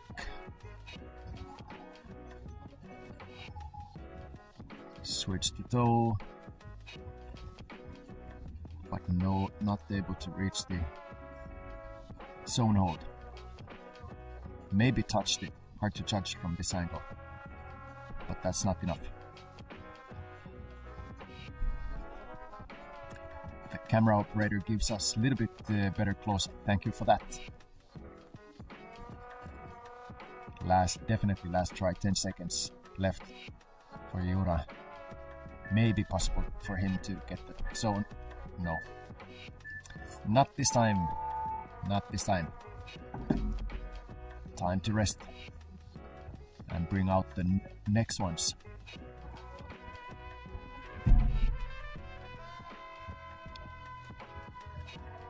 So very early on we saw a top on the women's slab problem. Let's see how the next ones are going to do on that one.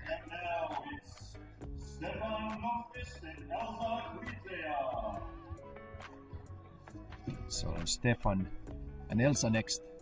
Elsa has 1 zone, 1 top, and Stefan has 2 zones.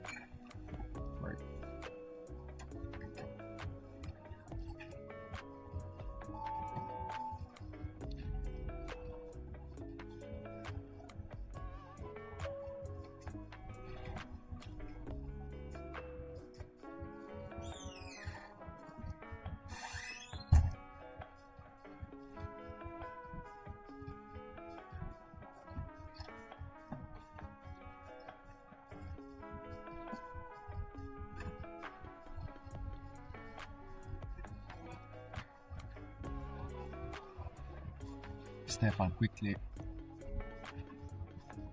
going up, heel hook, going for the zone.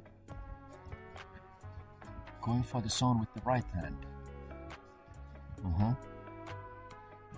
Elsa working her way towards the zone. Carefully standing up.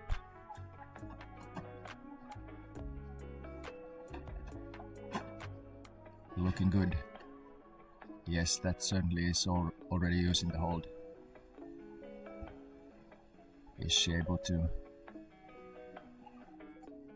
do what Viola was not able to? Not yet. Not yet.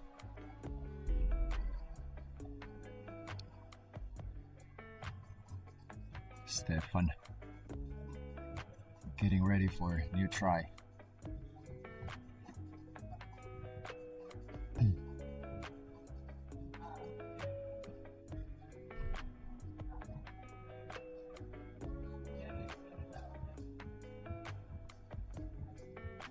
So Stefan, what's gonna happen now?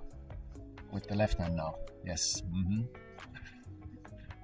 But not able to hold on to the zone. And Elsa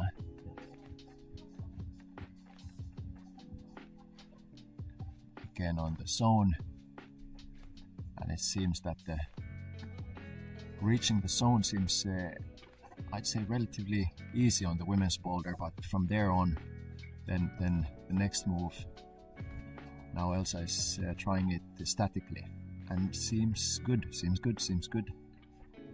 Is that the solution for her? At least not yet. Was it that the grip on the zone hole blew early? She was gesturing in that way with her hand.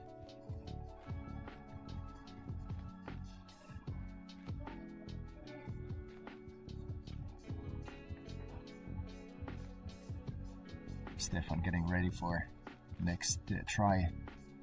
Elsa in the foreground. 1 minute left. On the big negative, probably Stefan has one good try left.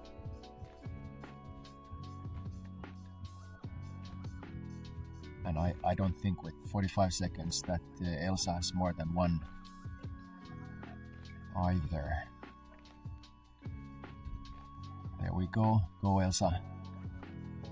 Go Elsa.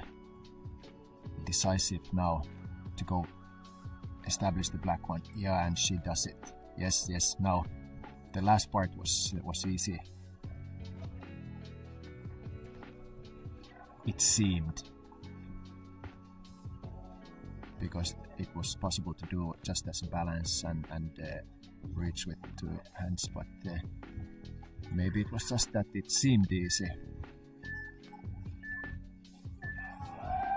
Yes, alright, nice. A second top from there.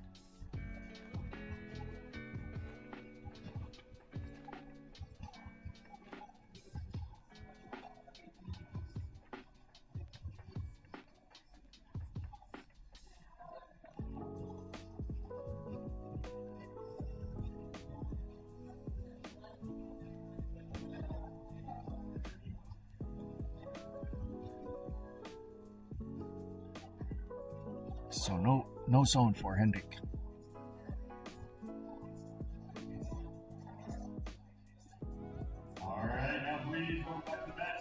Sorry, for Stefan. I was reading from the screen already the next competitors. So Henrik is now coming up, and Elisabetta.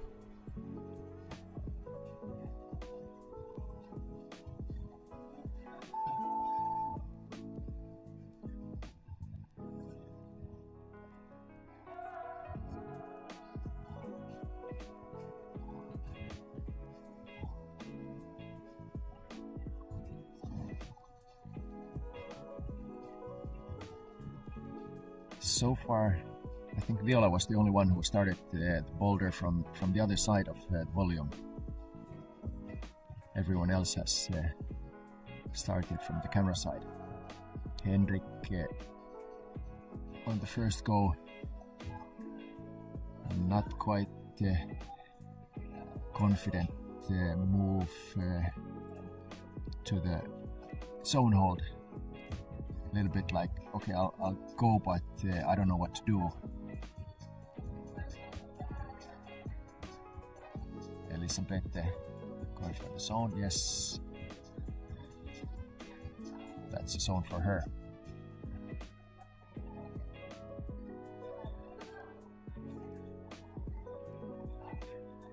And I say, now starts the climbing on the women's boulder. Earlier it was just sneaking. Do we see a flash from Elisabeth? Henrik in the background, and is able to get the zone. Nice. Well done, Henrik.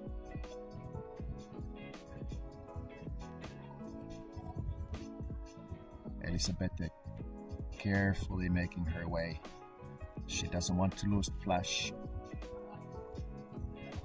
Oh, nice. Not quite able to get the toe there to proper her up. And it's a really deep squat that she's in. Hard to get up from there. Hard to get up from there. And you have to maintain the balance as well. She sees that maybe I could just... I'm so close reaching it. No flash. That must have been a still quite consuming climb for her. 1.5 minutes left. Soon.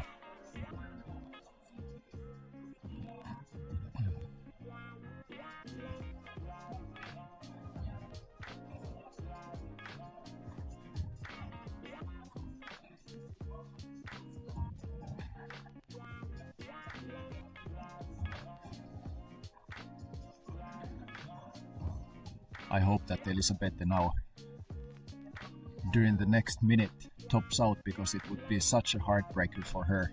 She was so close to the top.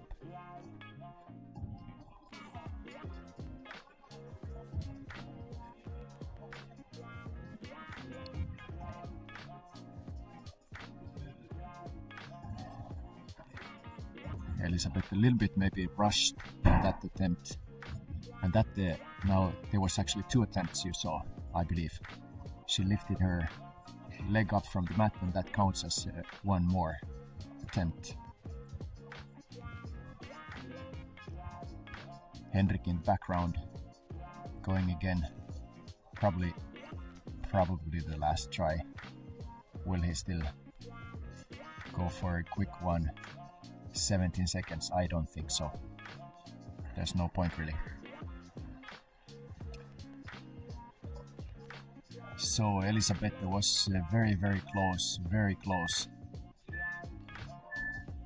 to topping out, but had to go away with just the zone. So now Rainer and Elli, and both have at the moment one zone. So getting a top on this boulder would put them back in the game. They really need it. So let's cross our fingers all the way to the elbows and give a big hand to Elli and Rainer. Right, go Estonia. In this studio we are biased.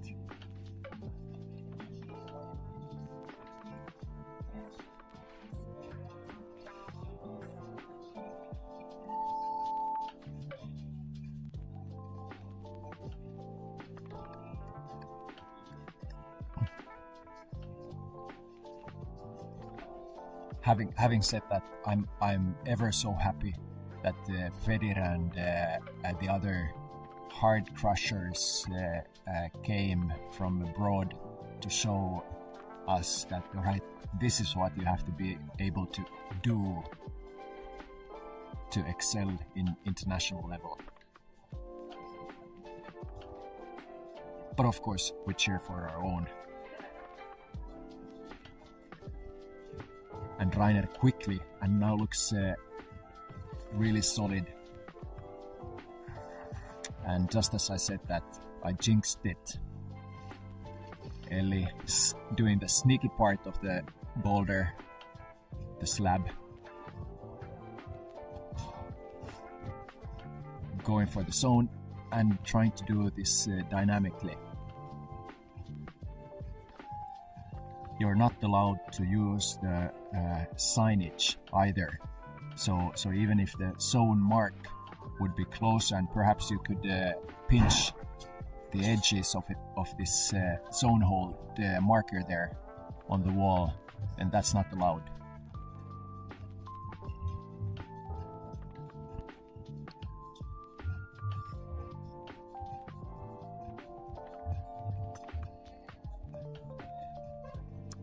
So Rainer was awarded the zone. He's gathering some steam in the background while Ellie is making progress on the slab. Will she try to go for a dynamic move as well this time? For her, a little bit harder to reach that one, but she does. And for the taller woman. And now, what's going to be the solution this time? Not so dynamic. Yes, it seems like the right choice. Trying to figure out, should I try to switch or do a dynamic? And she does the, I'd say semi-dynamic. Let's see. The top, as said, very much needed for her. Very much needed. Very much needed. Go for it. Go for it. Yes, practice tallness. There we go. Good job, Ellie.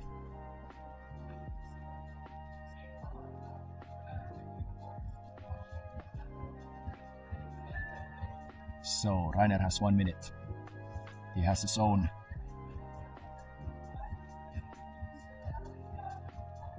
Looking at the fingers. These puppies are pretty cooked. I think that's what's going through his head. Shaking his head a little bit and checking his fingers. Is he adding tape? I think so. Yeah, taping the whole finger. 30 seconds left.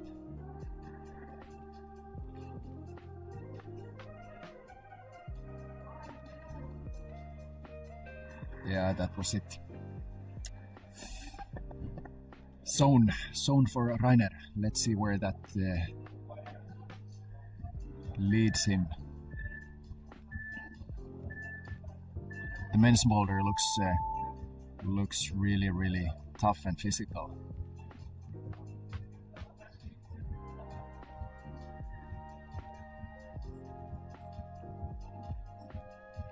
I was a little bit afraid that the women's boulder might be too easy and there would be no separation, but it seems that still there is some separation there as well, which is what the route setters want. It's a delicate job being route setter.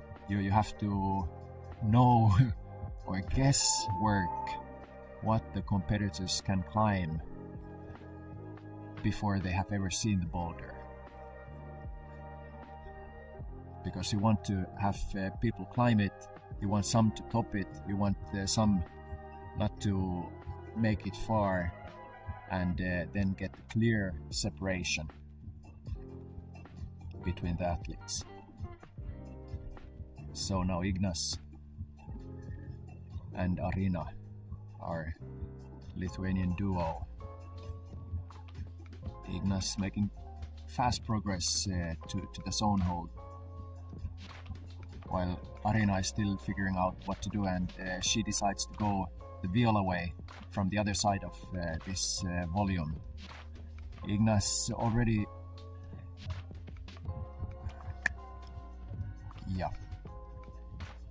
gathering speed from the ground for the next try. So now Arina sneaking to the zone hold.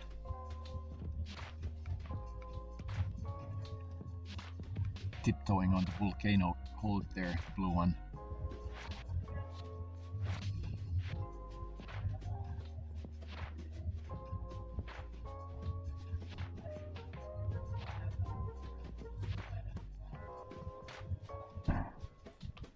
So she got the zone definitely from that, and Ignas has also the zone.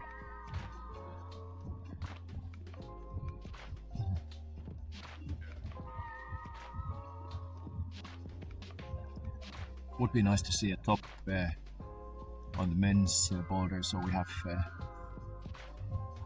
still a little bit of hope of that 2 minutes for Ignas to show how it's done.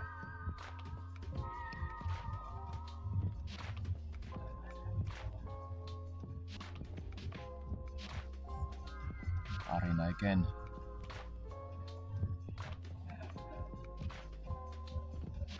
At the zone. So what's going to be different this time? Switching hands, yes, that's what she did, and better. Yes, she's further than earlier. I was so hopeful.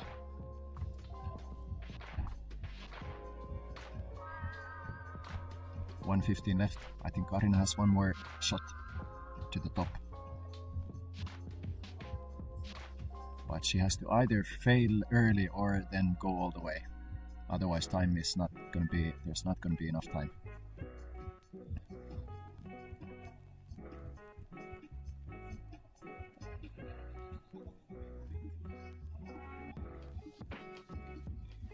Ignas has 45 seconds, so he has to jump on the route quick. So will Arina be able to now get further? And she does it, takes the risk and is able to go for the black one. And now Ellie was able to do this move. So Arina should be able to do it as well. Will she try to go for the... We don't know. Yeah, that was it for her in 15 seconds. No way. She's just gonna get the experience. Doesn't want to give up. Yeah.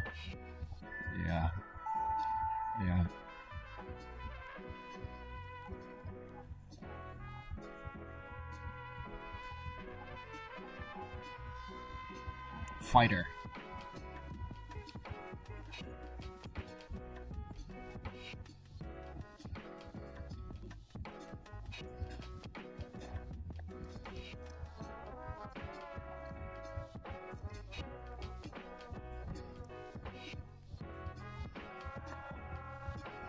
All right, please welcome back to the match, Vytjagailovski and Vytjagailovski. So, will Nikolais show us how the top is taken on the men's, or do we have to wait for Fedir? Next 4 minutes will tell the answer.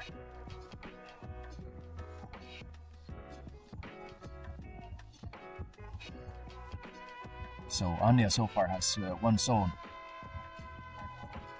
She's at the same place as Ellie was before this boulder.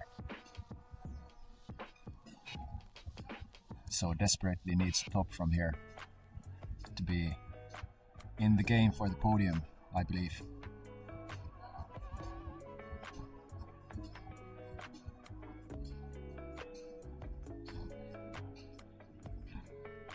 Nikolais making good progress already at the zone, but that teal-colored semi-donut there seems to be a struggle.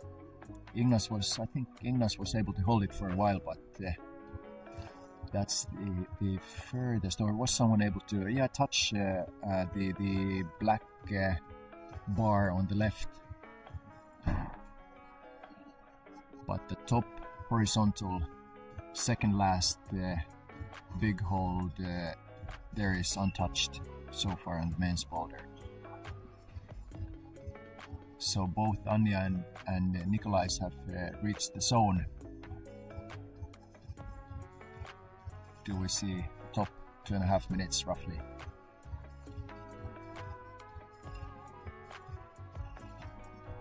Top or tops?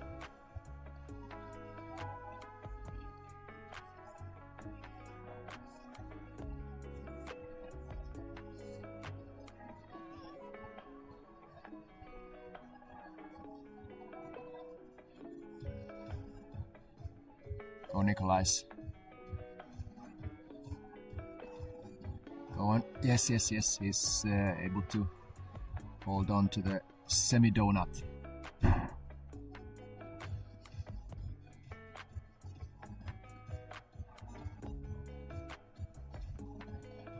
So Anja needs to now get to the top.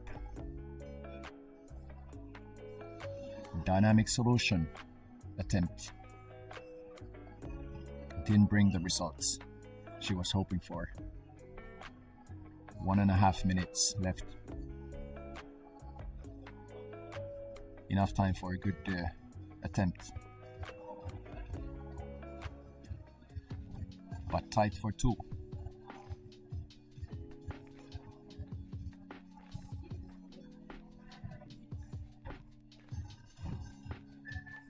One minute. Yeah, well. She has to go back fast. In the background, Nikolais starting to go for what is probably his last good go. 45 seconds.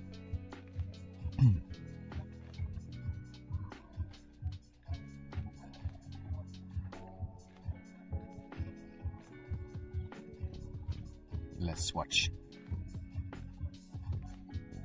Import seconds going. 0.5 minute left. I think it's denied from Nikolais. So zone was what?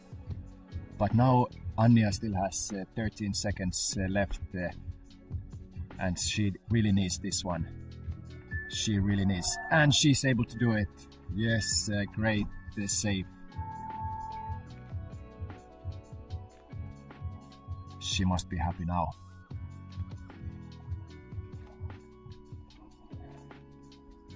But of course, she was quite disappointed for not getting even the zone on first boulder. So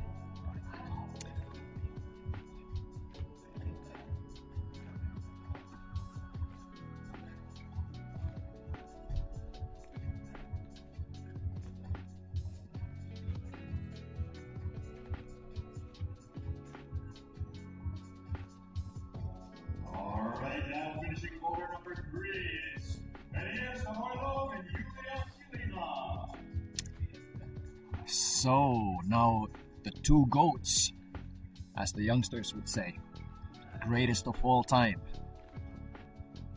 And I learned that there's also a verb, goated.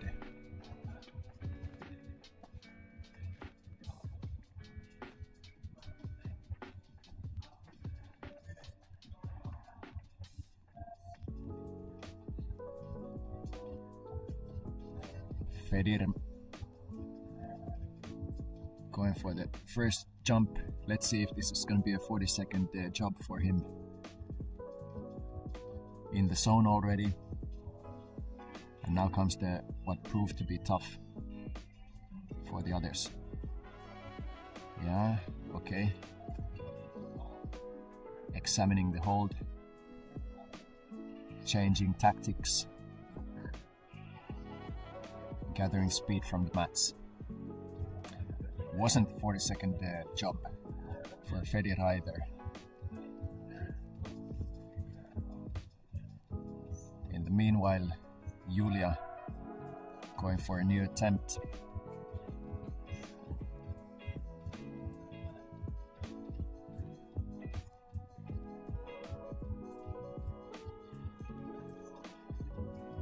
Zone for her.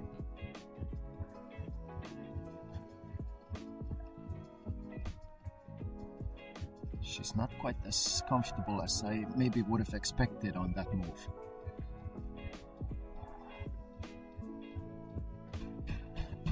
While meanwhile, Federer going again.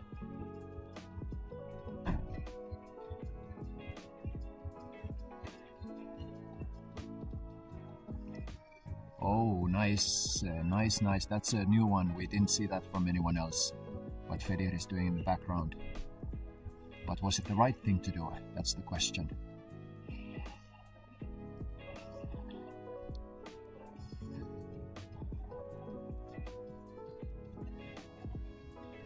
Two minutes left. Could it be that we don't see a top on this boulder at all from men?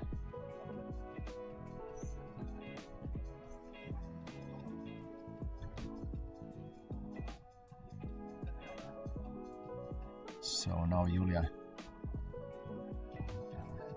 Well, if Julia is not able to top this one, then the game is more open than it was before this boulder. Lev, are we able to bring the results on the screen after the third round? We're not able to, so you have to go to the climb along to check the standings before the final decisive boulder. So do that.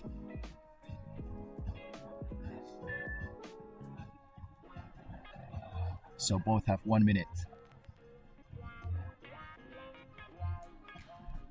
And if they were to top this one, they would really cement their leading.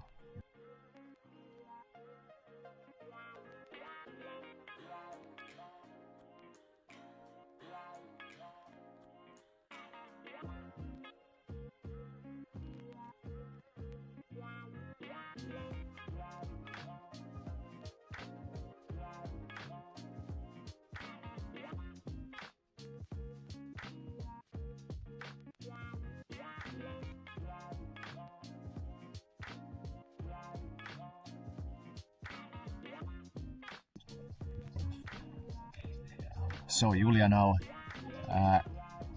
trying to last seconds, 8 seconds, and the game stayed open.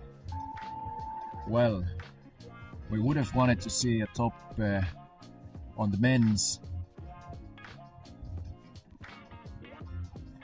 We were, I think, expecting that Julia would have made an easy job out of the slab based on what the earlier competitors were able to do. But yeah, this especially for the women, this makes it more exciting. So go to climb along, check the current standings before the final boulder. I'm looking at a start from the women, and the first place is very close. Julia on the first place, then Elsa very close. Arina already there's a difference, so so I'd say on the women's there's a battle bit for the first place, and there's a battle for the third place based on the scores. Let's take a quick look at the men. So there's pretty similar situation actually. I'd say first place battle is between Federer and Nikolais. They are 2 tenths away from each other, and then Ignas is more solid on the third place than our Estonian trio, or actually I'd say duo. So the Blomqvist, Stefan and Henrik, they're very, very close to one another on the 4th and 5th place. So if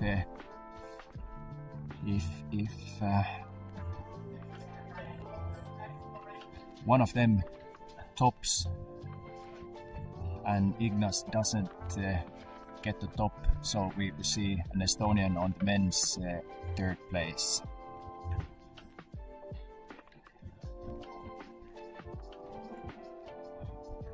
best woman Ellie Levin after the 3 boulders is on the 5th place. Yeah, let's see. It's gonna be interesting what the order is after this last one. So we see Viola and Martins now on the last boulder.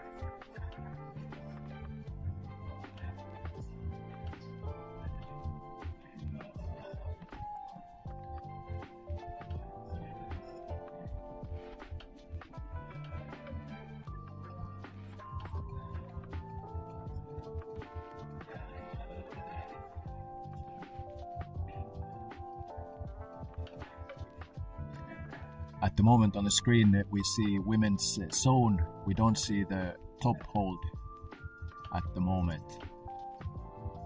So the route continues a little bit past the screen.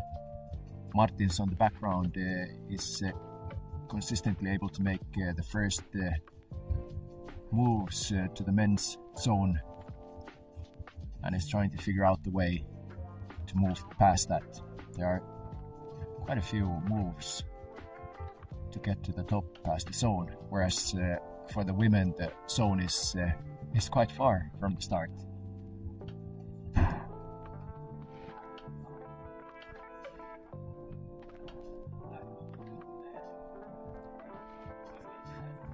I wonder how much Viola can see of the holds behind the corner where she has to go, or if it's just like get some speed and reach out your hands and pray that you hit them right.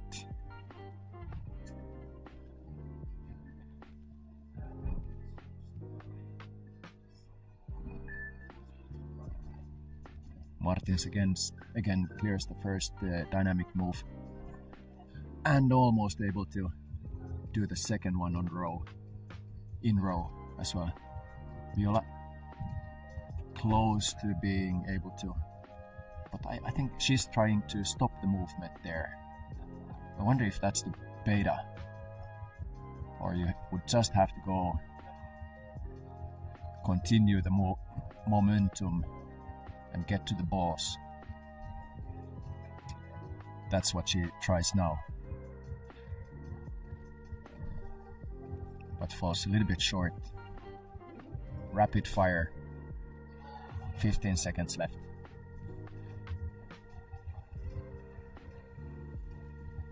That must have been the last try. Oh, do we see a top from Martins? And we see a top, yeah, wow, 4 seconds left. Oh, that's such a glorious way. Martins is super excited, rolling on the floor, arms in the air. Yeah. Now that's a sports spectacle for you guys. Emotions. Also in the studio. Yes. Great. That must have been a great memory, and what a finish for Martins.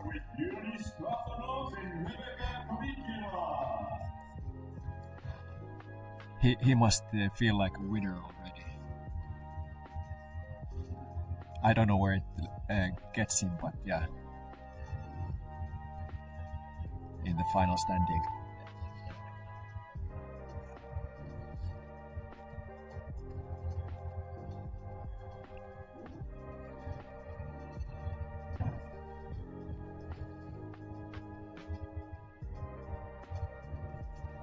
Big swing from Rebecca. So Jura. So can old school climbers jump? Let's see from Jura's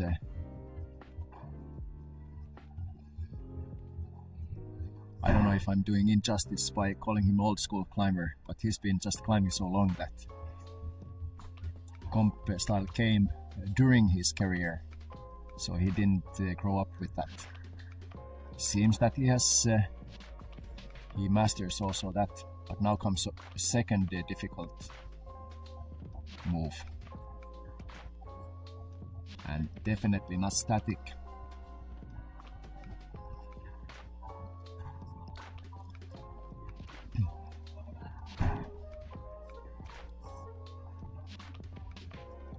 So Rebecca has 2 zones and one top from earlier, so if she's able to do something here, I think she would be in quite good position. Jura again reaches the zone. Wow, nice. Jura is making good progress towards the top. And he tops it. I wonder if this boulder is going to be easier or the easiest of the men's boulders. Because we have seen now 2 competitors from the men's side and both have topped. And before this one, Jura didn't have... did he have only 2 zones? Whereas then the women's side so far getting past the corner has proved a tough cookie.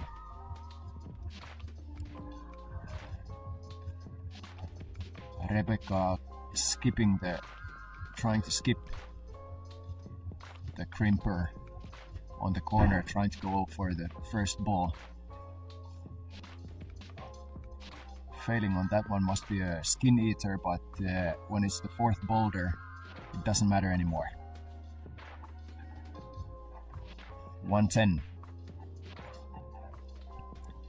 Few more body swings left.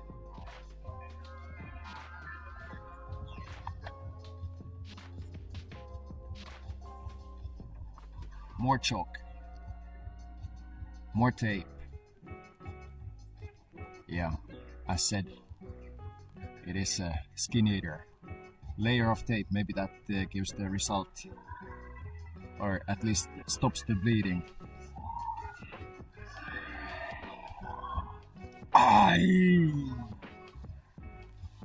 Man!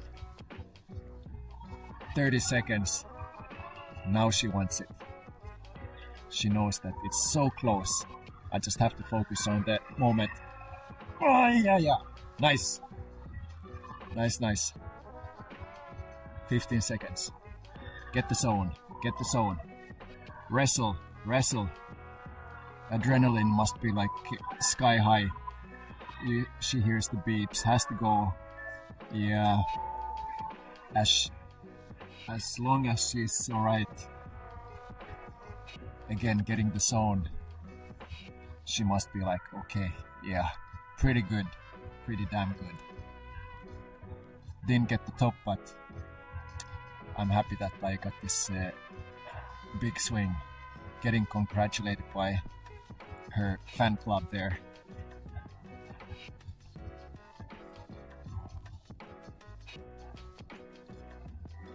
Yeah, you see that she's happy. Here's some Latvians getting excited. Let's keep that up for Stefan Novist and Aizatulin. So now we see some Estonian colors. Stefan. And then Latvian colors as well. Elsa. So Stefan has 3 zones but no tops, and Elsa 1 zone and 2 tops. Now Stefan would need a top, given that the 2 previous ones did top this one.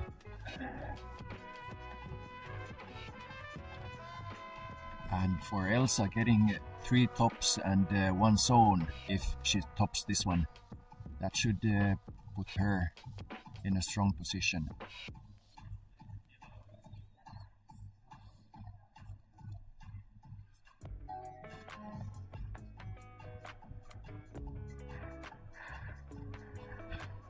Stefan makes that look on the second try so easy. Oh, and nice. Now, wow, bravo.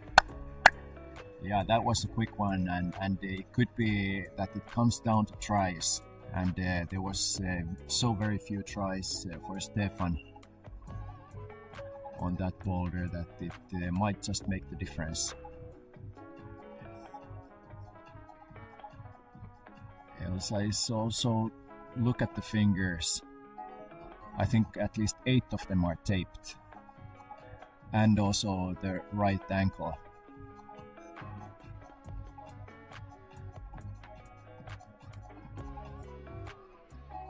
Now stay intact. Shaking the fingers must be feeling pain.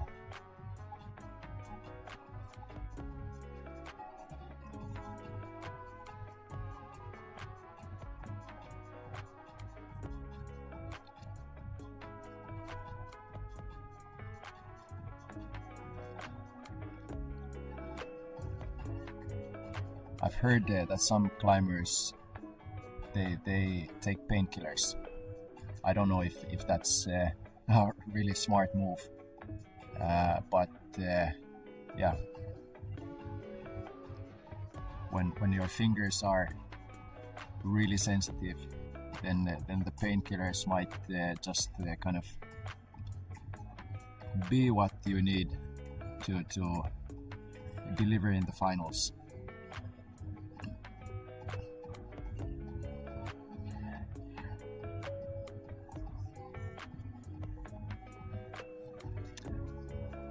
I think Elsa is not taking painkillers, judging from her face, shaking the hands, the taped fingers. And I'm not proposing to take painkillers. Probably not a good idea.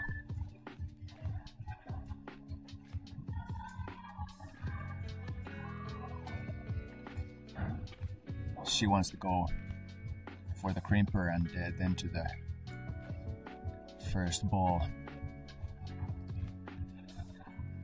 And she still has 43 seconds. Last boulder. Now, forget the pain.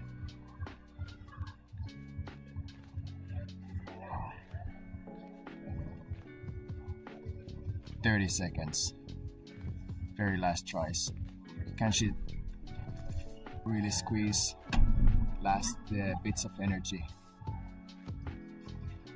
15. Theoretically, she would still have a chance. I don't think she has the chance to get to the zone anymore.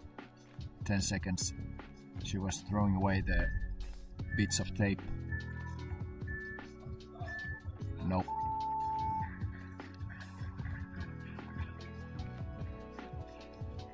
Good fight from Elsa. And a brilliant performance from Stefan on the last boulder.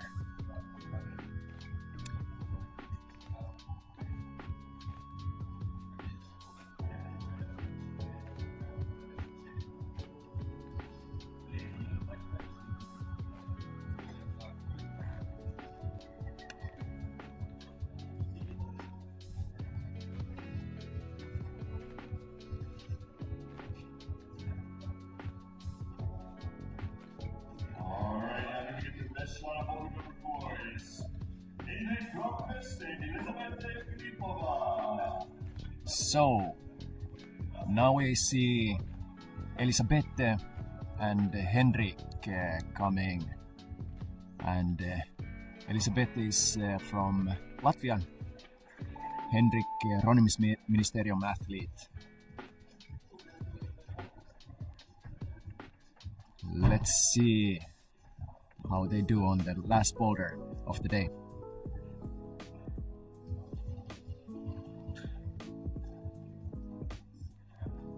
Henrik not able to do the first on the first go, but so close on the second one to catching the zone. Elisabette still learning that swing, the difficult swing. Well, I think in the finals there are no really many easy moves. Henrik now got the zone in the meanwhile, but was not quite able to keep the barn door closed on the following dynamic move.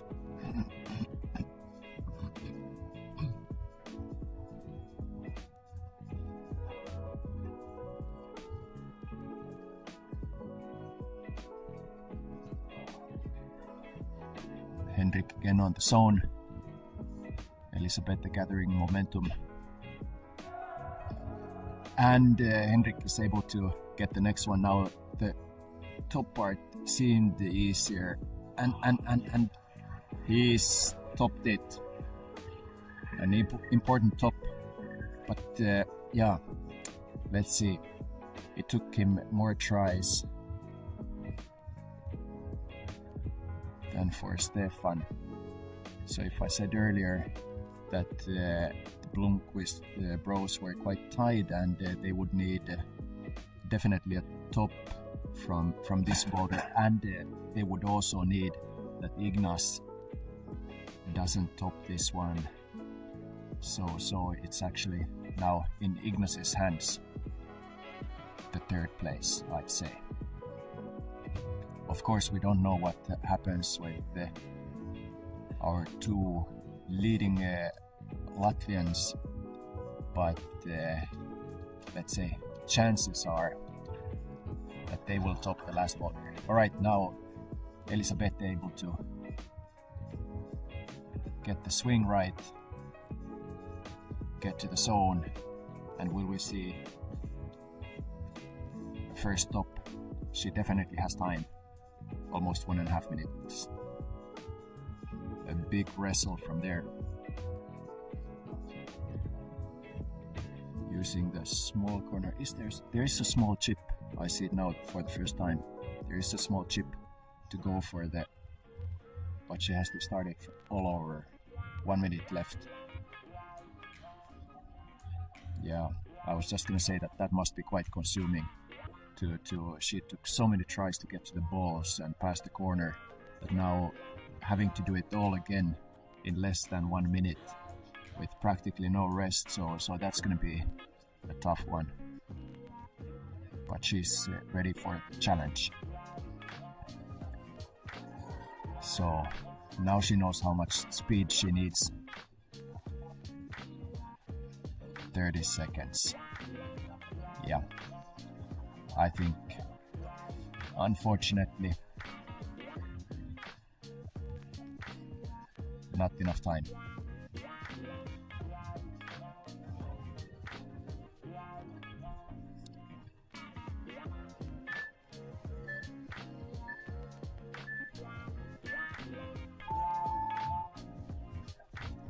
So for Elisabeth, 4 zones.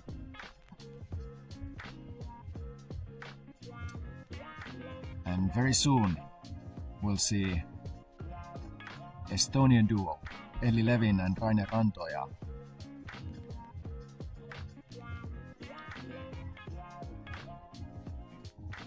Elli has 1 zone, 1 top. Rainer 2 zones.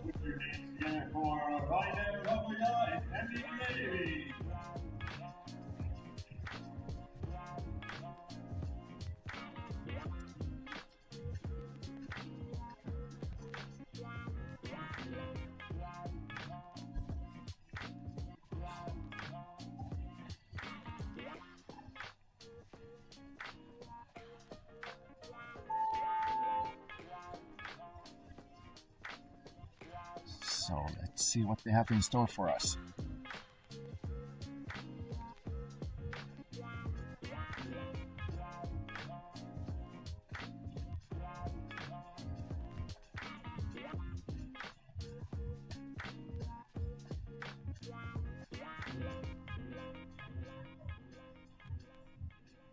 If my calculations are correct, so Rainer doesn't have the possibility anymore to podium place, and for Elli it would require that she tops this one and that all the following contenders fail miserably, so which means that they don't get even to the zone.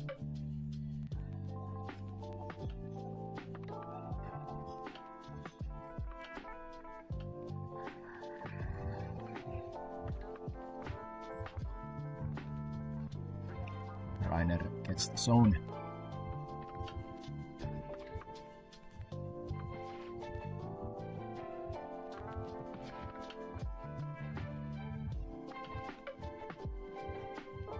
Elli decides to use the crimp, at least on her first goes.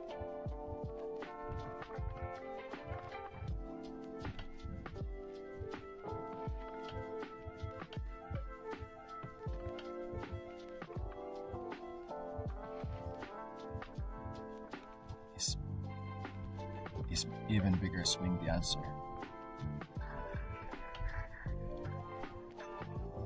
Maybe that's what Ellie is thinking.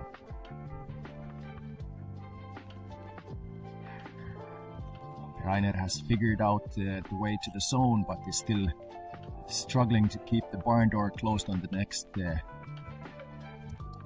dyno to the red and blue on the volumes.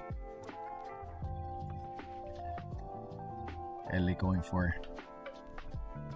the next swing comp.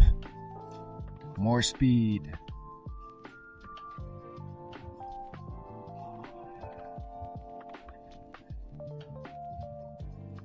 Similar last attempts now from both competitors.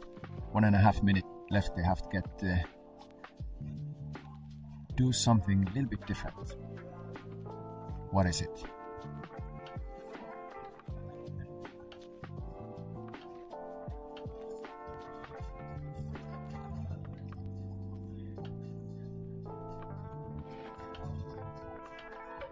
Rainer making it to the zone every time. Let's see now. Important. Oh, I was gonna say important place for Rainer. He probably has one more try. 50 seconds.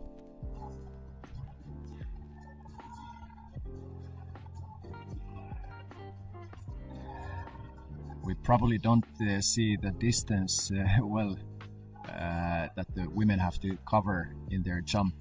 It must be quite big. Now Rainer makes it past and comfortably to the top. Good job. Good job. But probably not, as I understand, not enough for the podium today. So I was saying that we don't see probably the distance well enough that the women have to cover when flying towards the camera. But judging from the performance of the competitors, it must be quite substantial.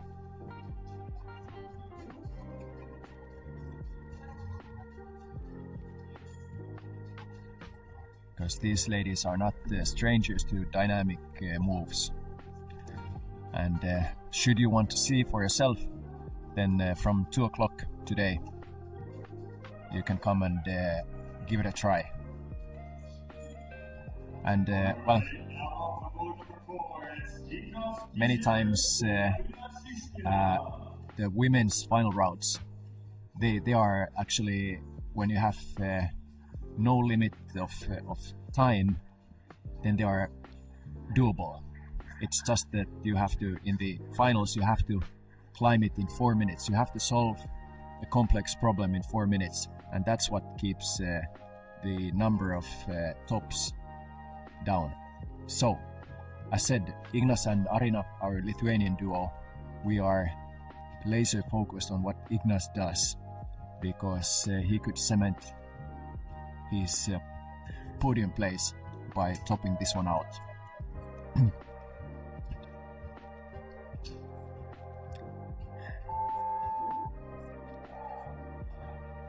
And there we go, 4 minutes starting.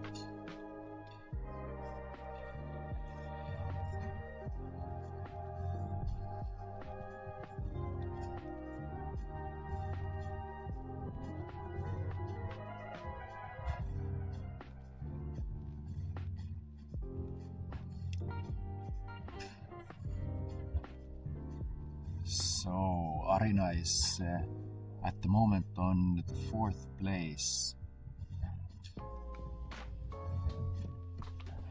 So if she does well on this one, then perhaps, just perhaps. So Ignas goes.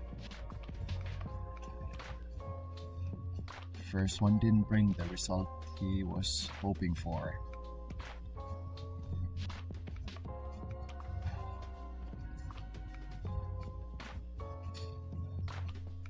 men's, although the competitors make the fourth men's start look relatively easy, I would not be able to do that.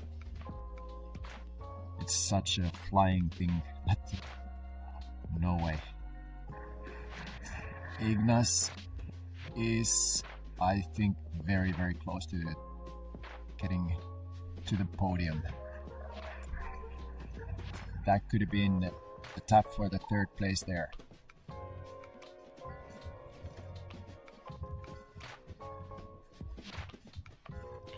But how about Arina? Over 2 minutes still left for her to figure out passage past the corner.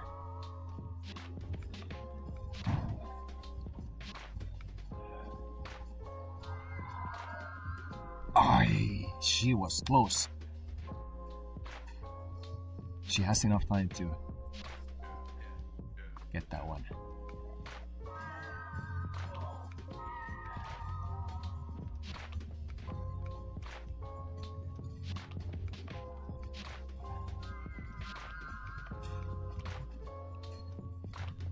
She knows how much swing is needed, but misses the feet.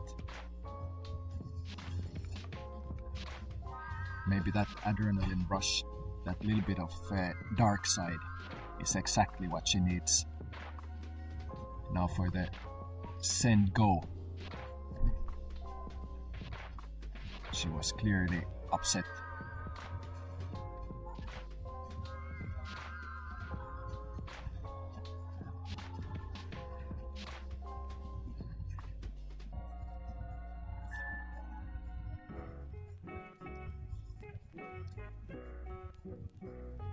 Or did it throw her out of the tracks? 1 minute left.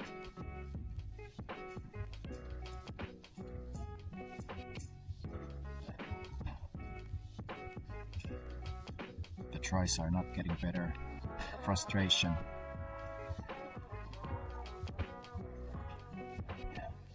Can she snap out of it? Could be the last try. It is the last try. Must be less than half a minute left. No. That's a negative, and she knows it. But doesn't want to give up. Just wants to complete the get past the corner. I don't care. I just want to get past the corner. Not today. Disappointed. Disappointed. So whereas earlier we saw joy of making it past the corner, then here's the other side of the coin.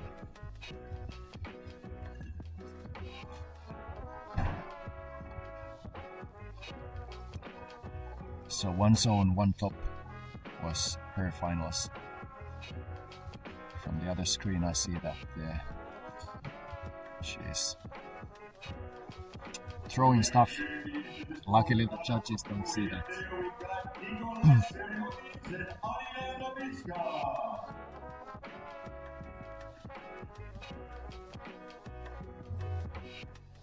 So, Anja and Nikolais.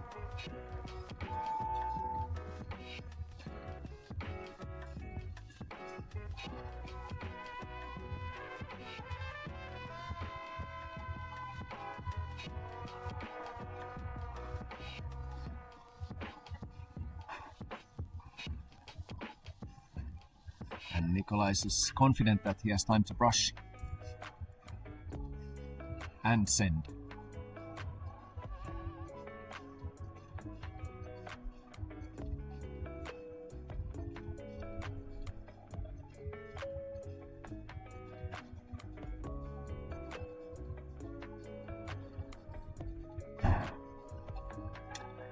And on the first go, I think it was his first go now, he got the zone already. And here comes the little bit more difficult jump, which leads back on the start for Nikolais. So Anja is trying to, in the meanwhile, figure out how to get to the damn balls.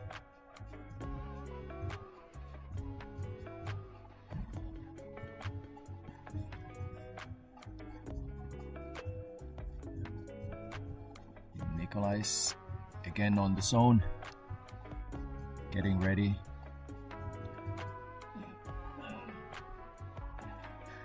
And comfortable. I believe we'll see a top here, and we do. Yes. So, Nikolai's 2 tops, 2 zones.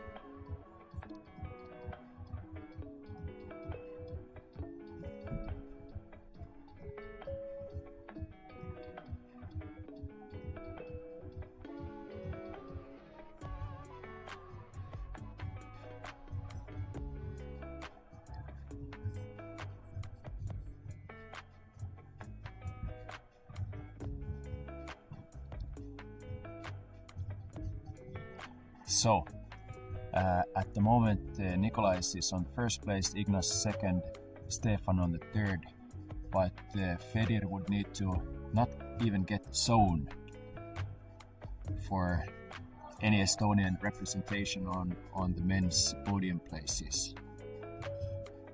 In the meanwhile, Anja is now past the corner,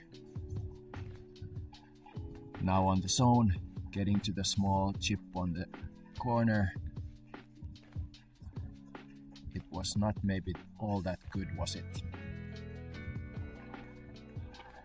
Try not even to use the chip. The chip is there probably for a reason. It should make it easier. 55 seconds. She knows that the start is not the move that she does 100%. She has one more try and she has to nail this one, because there's only a little bit over half a minute left for her in this comp, and she does it in style. 25 seconds. There comes the heel hook, and now starts the wrestle. That's consuming, must be consuming. We saw her pant while she was laying on the mats. See the effort. Now let's witness the fitness.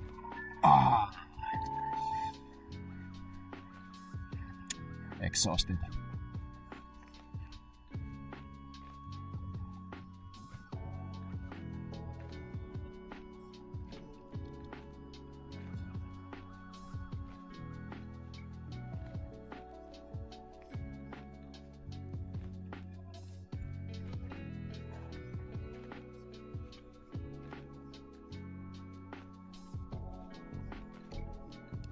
So, we're getting ready for our last contestants. And as said, And now for our last final finals, please welcome back to the nets, Vytjagailovski and Vytjagailovski. and actually when we look at the women's table, so Julia doesn't have to do anything to get to the first place. She's already there. So, but she doesn't know it. We know it. Now Fedir has to just get to the zone. And there he is. That's now we know the podium first place. And you can check the rest of the results from Climb Along. And Fedir tops it in 40 seconds.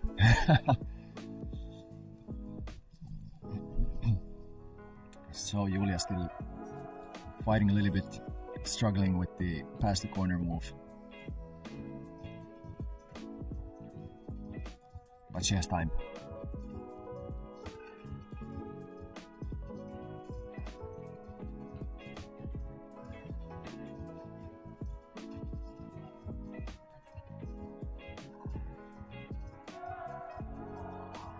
and nails it.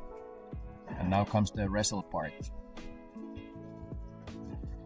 The heel, the push, the chip. She deems it not really necessary, but okay. And we see a top as well. Alright, good job. Solid. 3 tops and 1 zone for Julia. Respect to both Julia and Fedir for showing the level that you need to be to win in the open of the Estonian Boulder Championships. So I think I will end my commentary here. Thank you for watching. I will go and get the Matkasport award checks for these fine winners, and yeah, see you on the wall.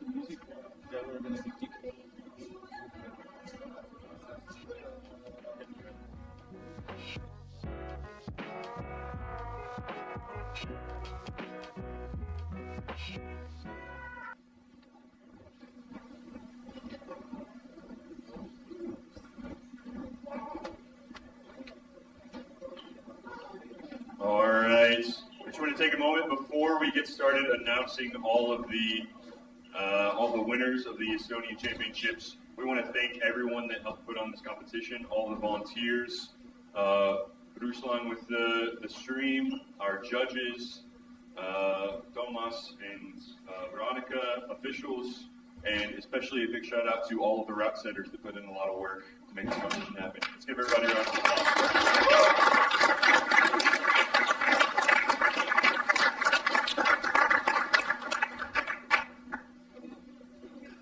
Now, we're going to start with announcing our Estonian winners of the various age divisions, starting with the Estonian under-15 female category. Bronze medalist, third place, Hanna Ilves.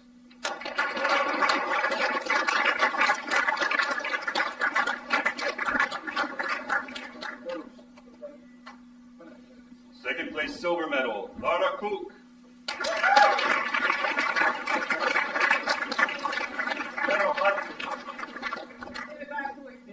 And first place, gold medalist in the U15 category, Ella Eleanor.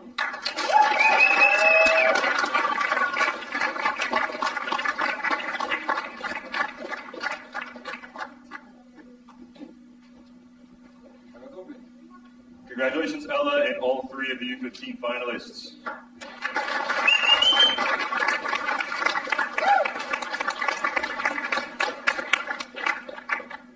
Now in the Estonian under-15 male category, third place bronze medal, Vytjagailovski.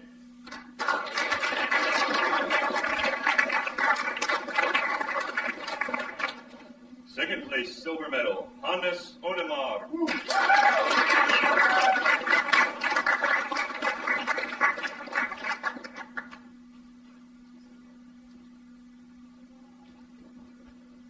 And first place in the U15 category, Robbie Boulder.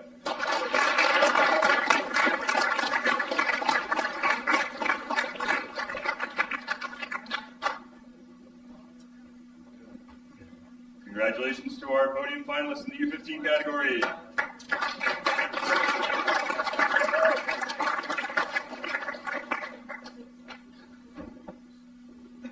In the Estonian under-17 female division, third place bronze medalist, Lisa Lepper.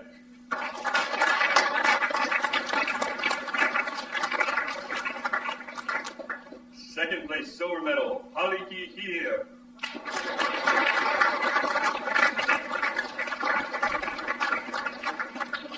And first place gold medalist in the U17 category, Ellie Levy.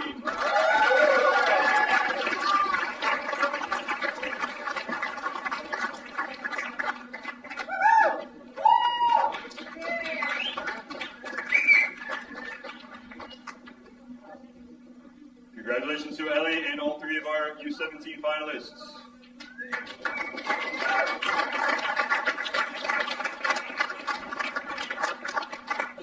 And in the Estonian under-17 male division, third place bronze medalist, Karol Maipuu.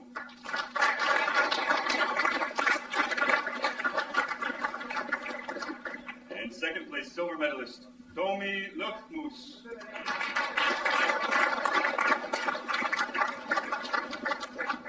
And the first place gold medalist, Otto Kravik.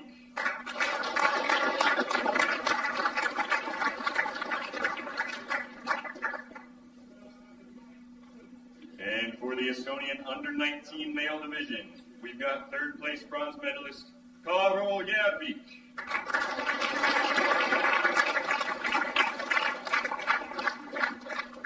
Second place silver medalist, Andreas Kerner.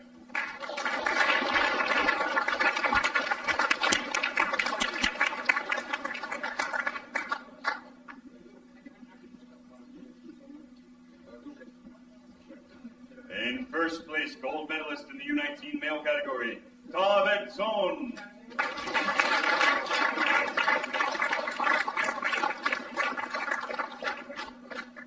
Congratulations, Andreas, and all three of our U19 finalists.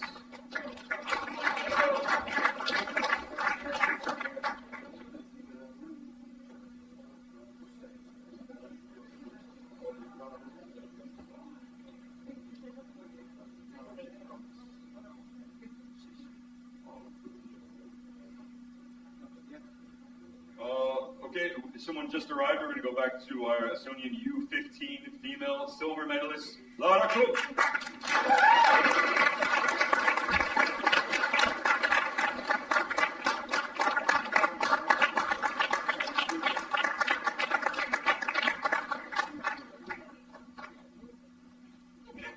Congratulations again, Lara and Ella.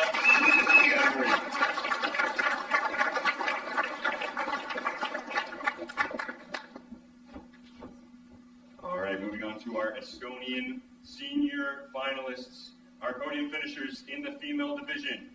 Third.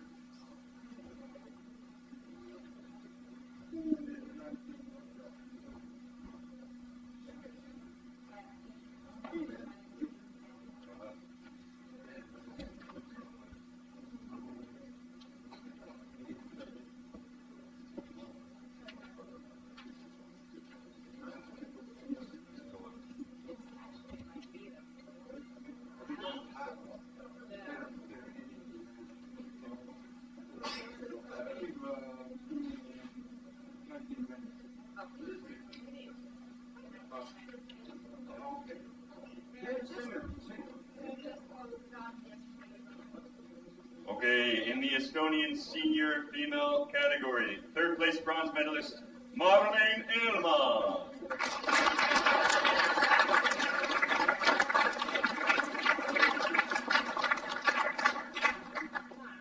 The second place silver medalist, Kristen Jorma.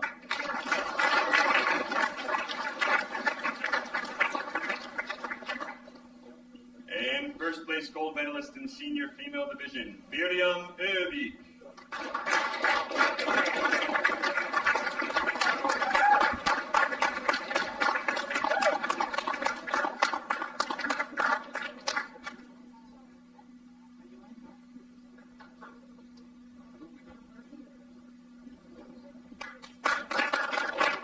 Congratulations to Miriam and all three of our senior female finalists.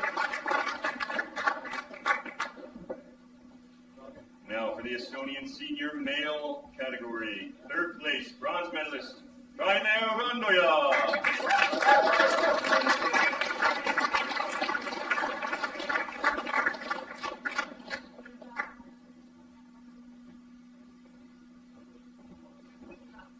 Our second place silver medalist, Henrik Blomqvist.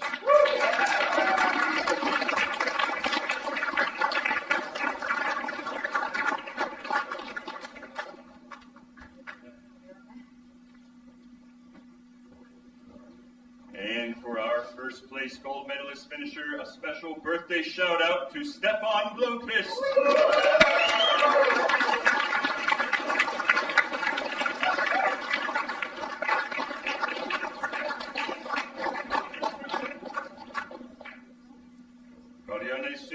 Stefan. And congratulations to all three of our senior male finalists.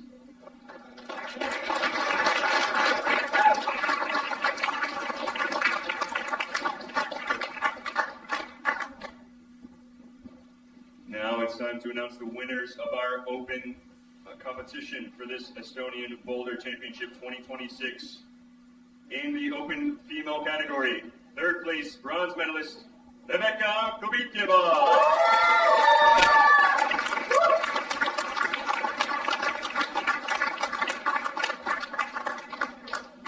And at the podium places, they get some matkaraha, so some credit from our main sponsor, Matkasport.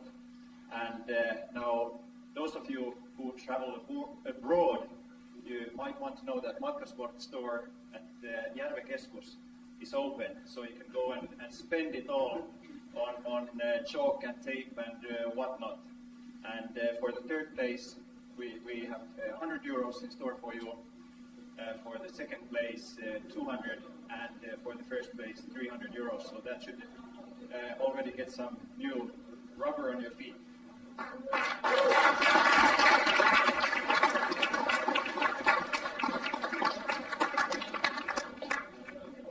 And our second place silver medalist in the open female category, Elsa Quinzea.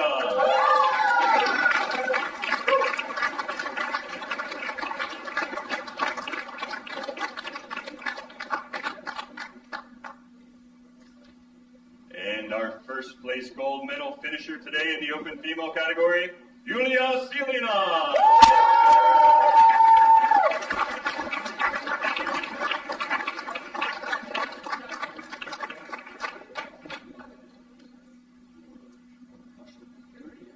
Congratulations again to our 3 female podium finishers.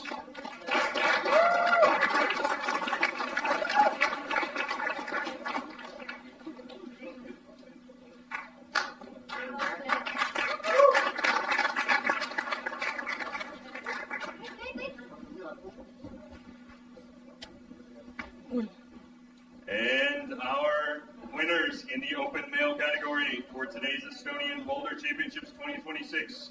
3rd place bronze medalist, Ignas Giselius.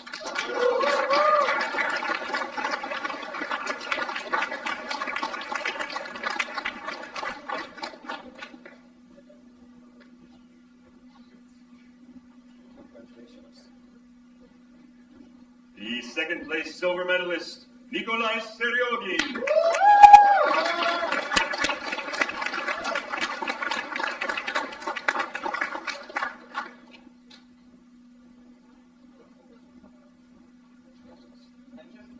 And the 1st place gold medalist in the open male category, Fedir Samoilov.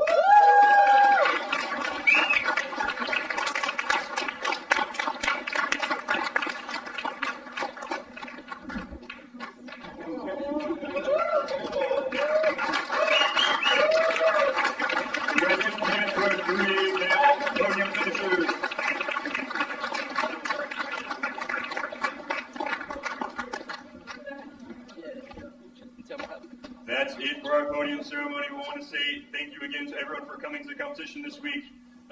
Be sure to thank all the volunteers again on your way out, the judges, the route setters, especially to Mikael, Thomas, Veronica, everyone that put on this competition. And Mikael wants to say something. Yeah, I told already earlier that the shout out goes to Rasmus and Roland when I said to them that well, if you guys want to organize, then organize. If I'm responsible of organizing the competition, it's not going to happen. So it goes to them. It was their first time. I think they did splendidly. Yeah, let's give it up for Roland and Rasmus.